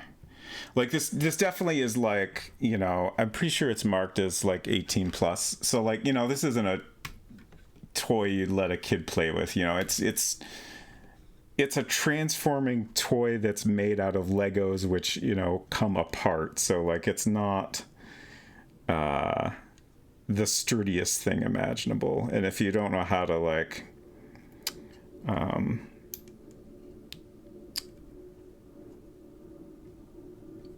move things around the correct way, certainly things can fall apart on you, which I think is perfectly understandable. Okay, we're going to leave his gun off for now, since we're going to be taking that off when we transform him anyway. And I think I might just give up on the jetpack for now, because I assume this is going to come off when we transform him also, and I can't figure it out. I feel like either it's very tricky to attach, or maybe I've done something wrong. Everything looks correct to me, so I don't think I've done anything wrong. I think it's just like probably I just don't quite have something angled correctly when I'm putting it on there. But I imagine if I look online, I can like find a video of putting it on there or something, or maybe just spending some time to look at it better. Okay. So, one final piece, our stats plaque here, and then we finally get to transform this robot, and hopefully I won't completely break it in the process of doing that.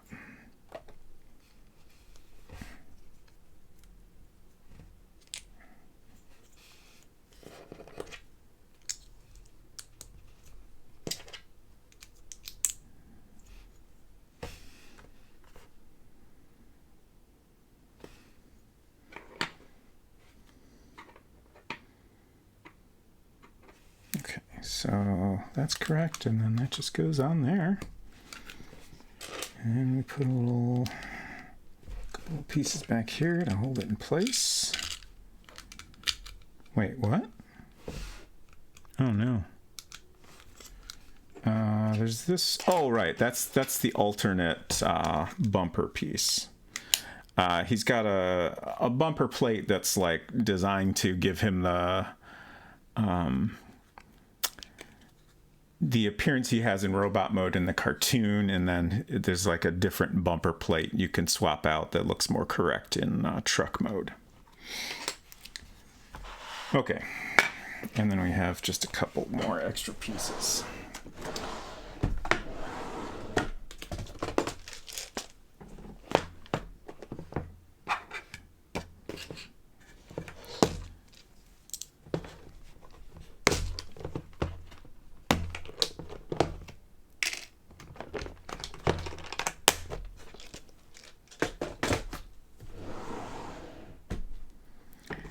Okay, so there's our two pieces that need stickers.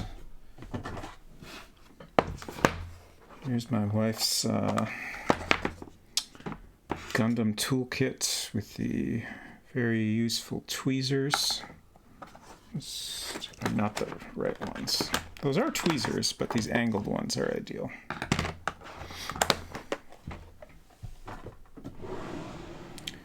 Okay. I also need to take my evening meds real quick, which I knocked on the floor earlier.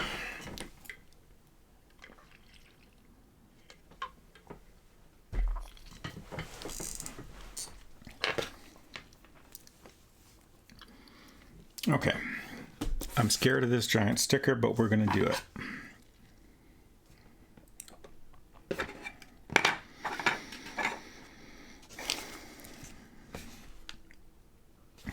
I'm doing this upside down because I feel like that'll be a little bit easier.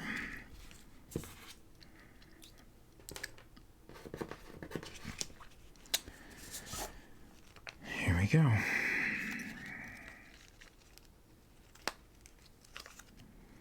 Honestly, this might be so big that the tweezers are not as useful as they normally are.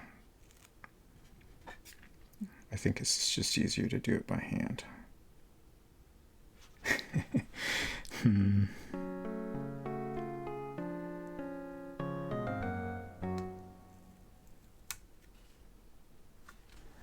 Fleetwood Flack, hello, welcome. Thank you for the raid. Hope y'all are doing well. Oh, sorry. Was I doing that all off camera? I apologize. I was too focused on applying the sticker correctly. But I did manage to get it on more or less square, so I think in the end it was worth focusing on getting the sticker applied correctly. But welcome, y'all. I hope you are doing well this evening. I'm Robot Spacer. I usually play adventure games and horror games, but occasionally I do a little Lego build. I've done a lot of Star Wars sets in the past.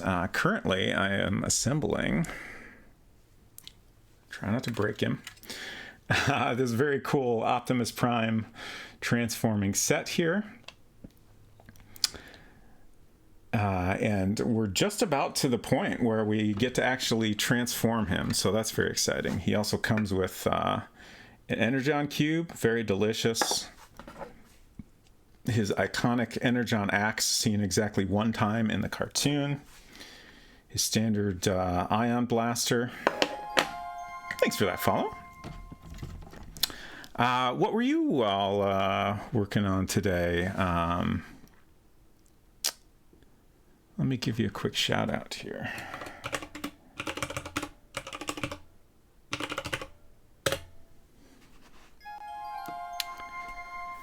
Gas station simulator, interesting.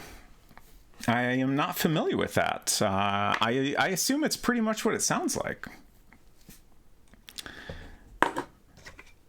Okay, so I think we have another sticker to do here.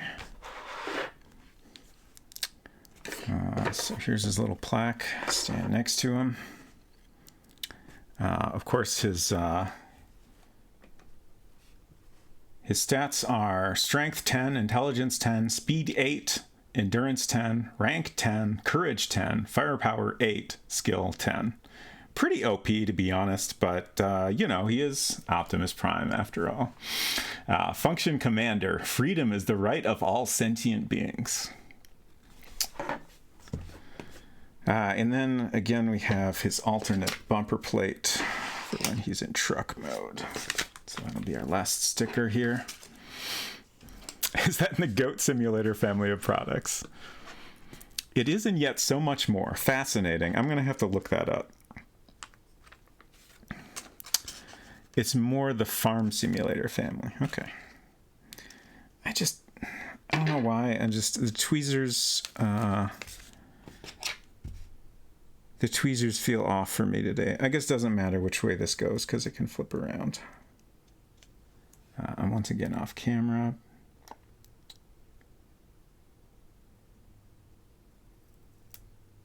There we go. Pretty good. Very happy with that. To be honest, if you told me all the games that end in simulator were related, I would believe you.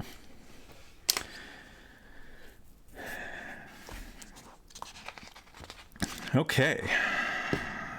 And now our Lego building is complete here. Don't need that sticker sheet anymore.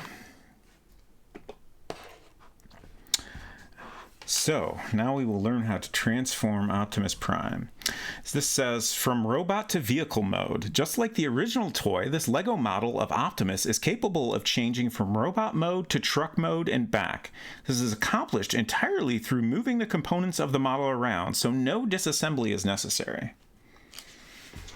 And I love this. The spread is like very much in the vibe of the original box designs for these toys. This background is fantastic. All right, let's do this. I'm going to try to give myself as much room as possible. Move these accessories out of the way.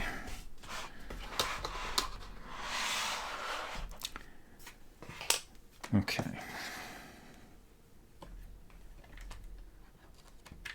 Oh boy, I think I popped something off already. It's really hard. I haven't figured out what is the safe way to lift him. I think the answer is just there's no ideal spot. Just be as delicate as you can. So first step is this just. I think they're just telling us to remove the backpack, or the jetpack rather, which we were unable to attach correctly. So that's already done. Like a baby, support the neck. That makes sense. And then we're going to snap. Oh, jeez. These pieces are especially troublesome. Okay, so his legs can move around a little, so he can stand up in a more natural way than just having his legs fully straight. But then they also have these little clips so you can snap them together, which we want to do for robot mode. And then it looks like we want to put his arms all the way up.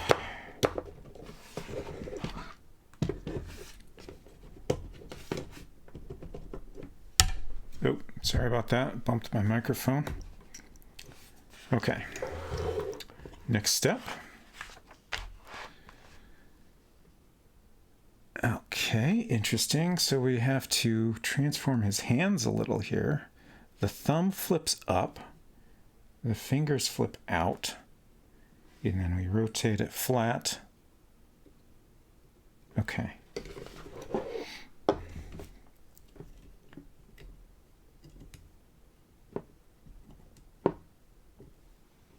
I believe that's correct. And then this, I think we're just lifting this up temporarily to tuck things underneath.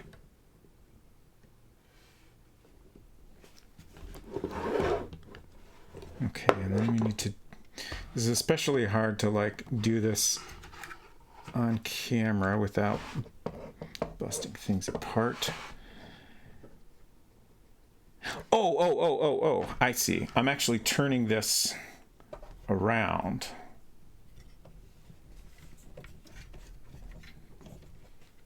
At the torso.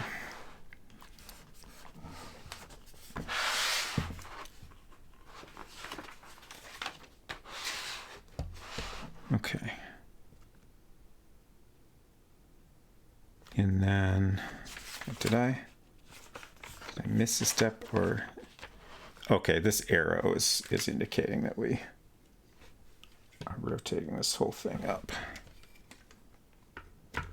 Okay.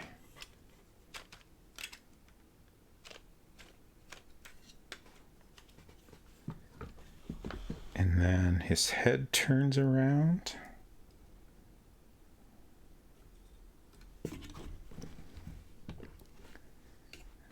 And then his head rotates like this.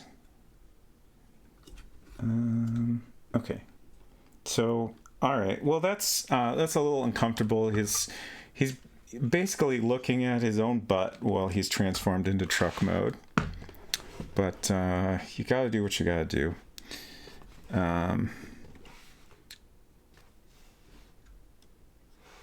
Oh, okay, so then these little pieces I was wondering about flip up. Kind of hard to see, but these little pieces here. And then we rotate the arms back.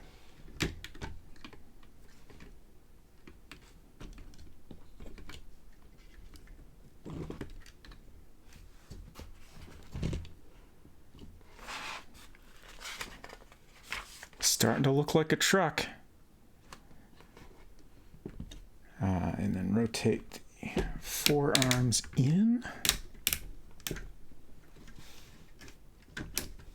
These little clicky pieces are very satisfying.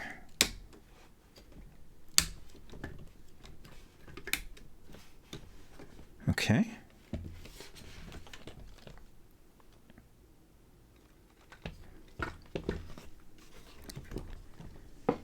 And then his hands fold down. So they're kind of sticking out right now and they rotate downward. That's pretty clever. There was a part earlier in the manual pointing out how the original toy, you actually had to detach his hands. And then there was like a compartment in his chest where you could put his hands. So they figured out a way to keep them on in this. All right, so they're tucked in there now. He was allowed no grabby mitts while in car mode, yes. Plus, important that he has space in his chest for the Matrix of Leadership, of course. And then we are now flipping this down. And I think there's a spot here for it to snap into place. Yeah.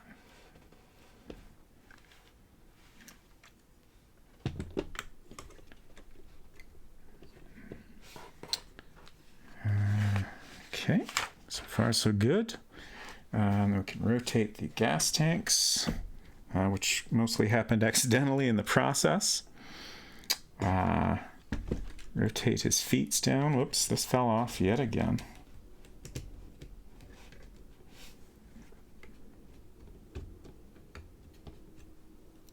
And then we...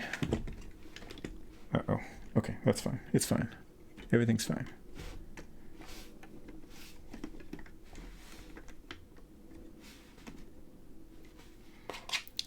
We can swap out his bumper plate for the truck mode version.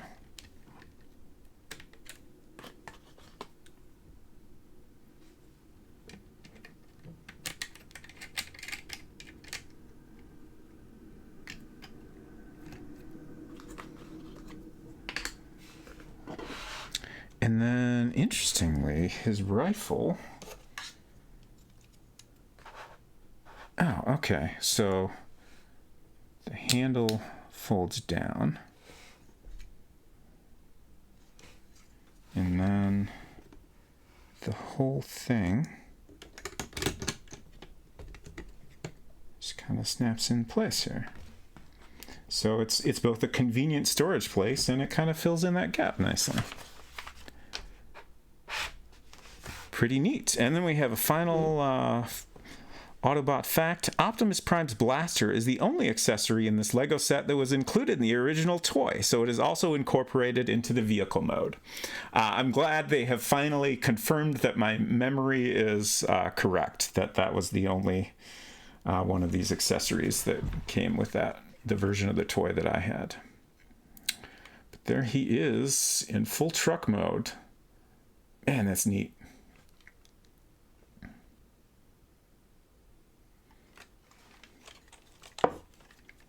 Oops. Have to fold that down. I think I must have missed that step. Pretty cool.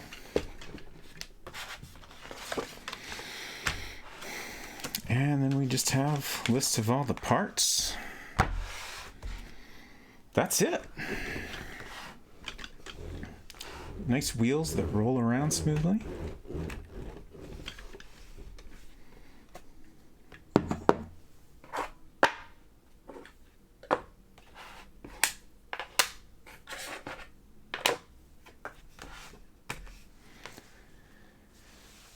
Where'd Robot go? Robot gone. This is just a truck here.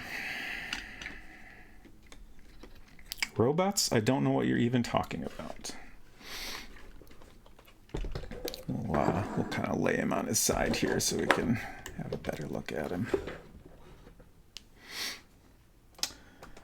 So yeah, that's it, y'all.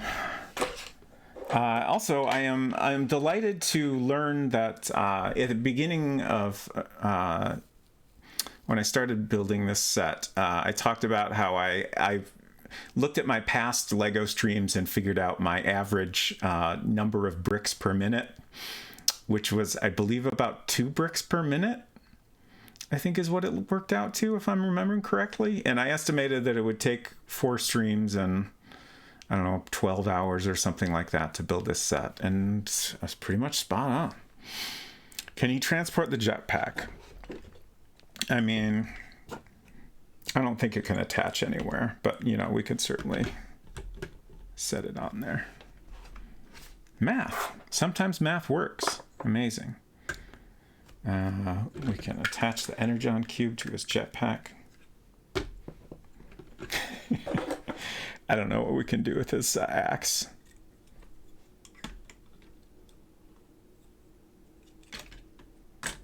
if you're a Decepticon and you see a semi-truck coming down the freeway with an axe sticking out of it, you might want to look out. All right, so thanks y'all for hanging out with me through this. It was a very fun set to build, and I hope y'all had a good time. Thank you again for those raids, Fleetwood Flack and Silver Streak. Silver says, congrats on your new Autobot. Thank you.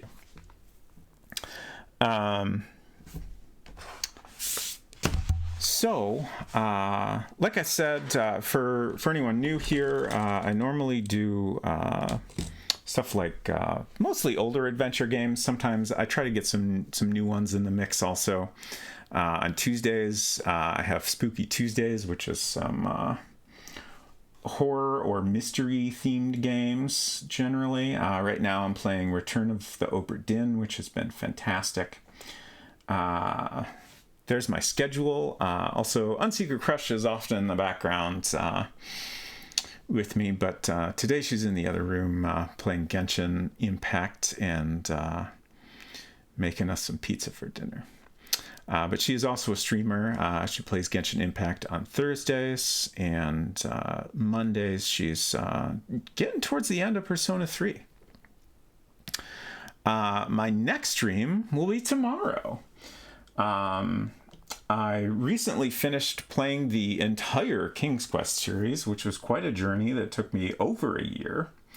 Now that I'm done with that, I am going to play Colossal Cave Adventure. I grew up playing Zork. That was one of the earliest games I played on our family Macintosh. But I never played Colossal Cave Adventure, which is the original adventure game and text adventure game that was a big inspiration for Zork, amongst many, many other games, including it inspired Roberta Williams to get into designing games of her own. After playing Colossal Cave Adventure, she wanted more, and there weren't a lot of games at the time, so she started making her own. Her first one was Mystery House. Her and Ken Williams put together, added graphics into the mix, and it all started from there. So you may know that Ken Williams, a while back, early in the pandemic, was just getting kind of bored and wanted something to work on. And Roberta Williams was like, we started all this because of Colossal Cave Adventure. Maybe you should make like an updated version of that with 3D graphics. So he worked on that for a while. From what I understand, mostly without Roberta Williams, with one or two other people for a long time. But then as it started to get further along, she started to get more involved in it as well and helping polish things up. And that is going to finally be released in January. So I thought this was a great time to finally check out the original text adventure version. And I enjoy making maps and taking notes as I play older adventure games, so I'll be doing a lot of that for this one. Since this is going to be the first time I've played a full-on text adventure game. We played Wizard and the Princess, which was pretty text-heavy. I'm trying to think if there's been any other ones, but this will be the first text-only one. So I will do my best to create some entertaining visuals myself. Hopefully it'll be fun. But that'll start tomorrow around 4 p.m. Eastern. And I will continue playing that on Saturdays until we get the end of it. Unsecret Crush said we will probably finish Persona 3 in January, which is thematically relevant. Quite true. Anyways, enough of my rambling. Let's see who we can raid on over to here. There's a bunch of great folks streaming today, so I will be sure to find someone that y'all will appreciate. Gosh, this is a really hard choice.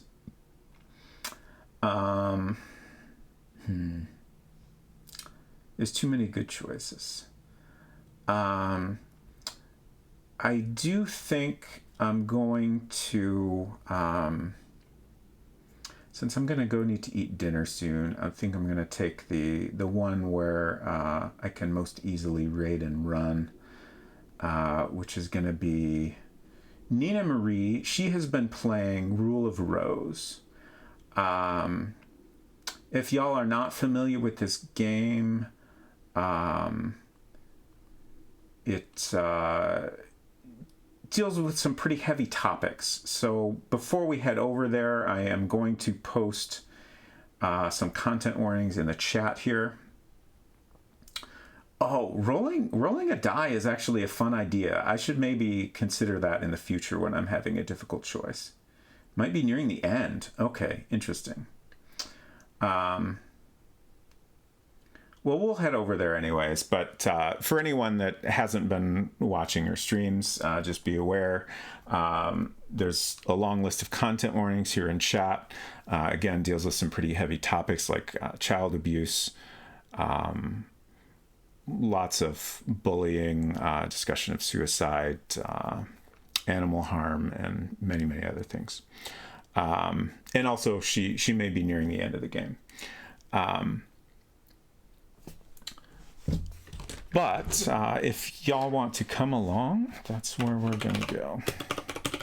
And if you're not familiar with Nina Marie, she's a fantastic streamer and definitely one of the main reasons I started streaming myself. She's great. She's a game dev and shares a lot of interesting insights as she's playing games, and always has great discussion. And is, yes, a very cool person. Anyways, all that said, let's head on over there. Maybe we'll see you tomorrow, but if not, I hope you have a great weekend, and we'll see you around. Take care, y'all. Bye.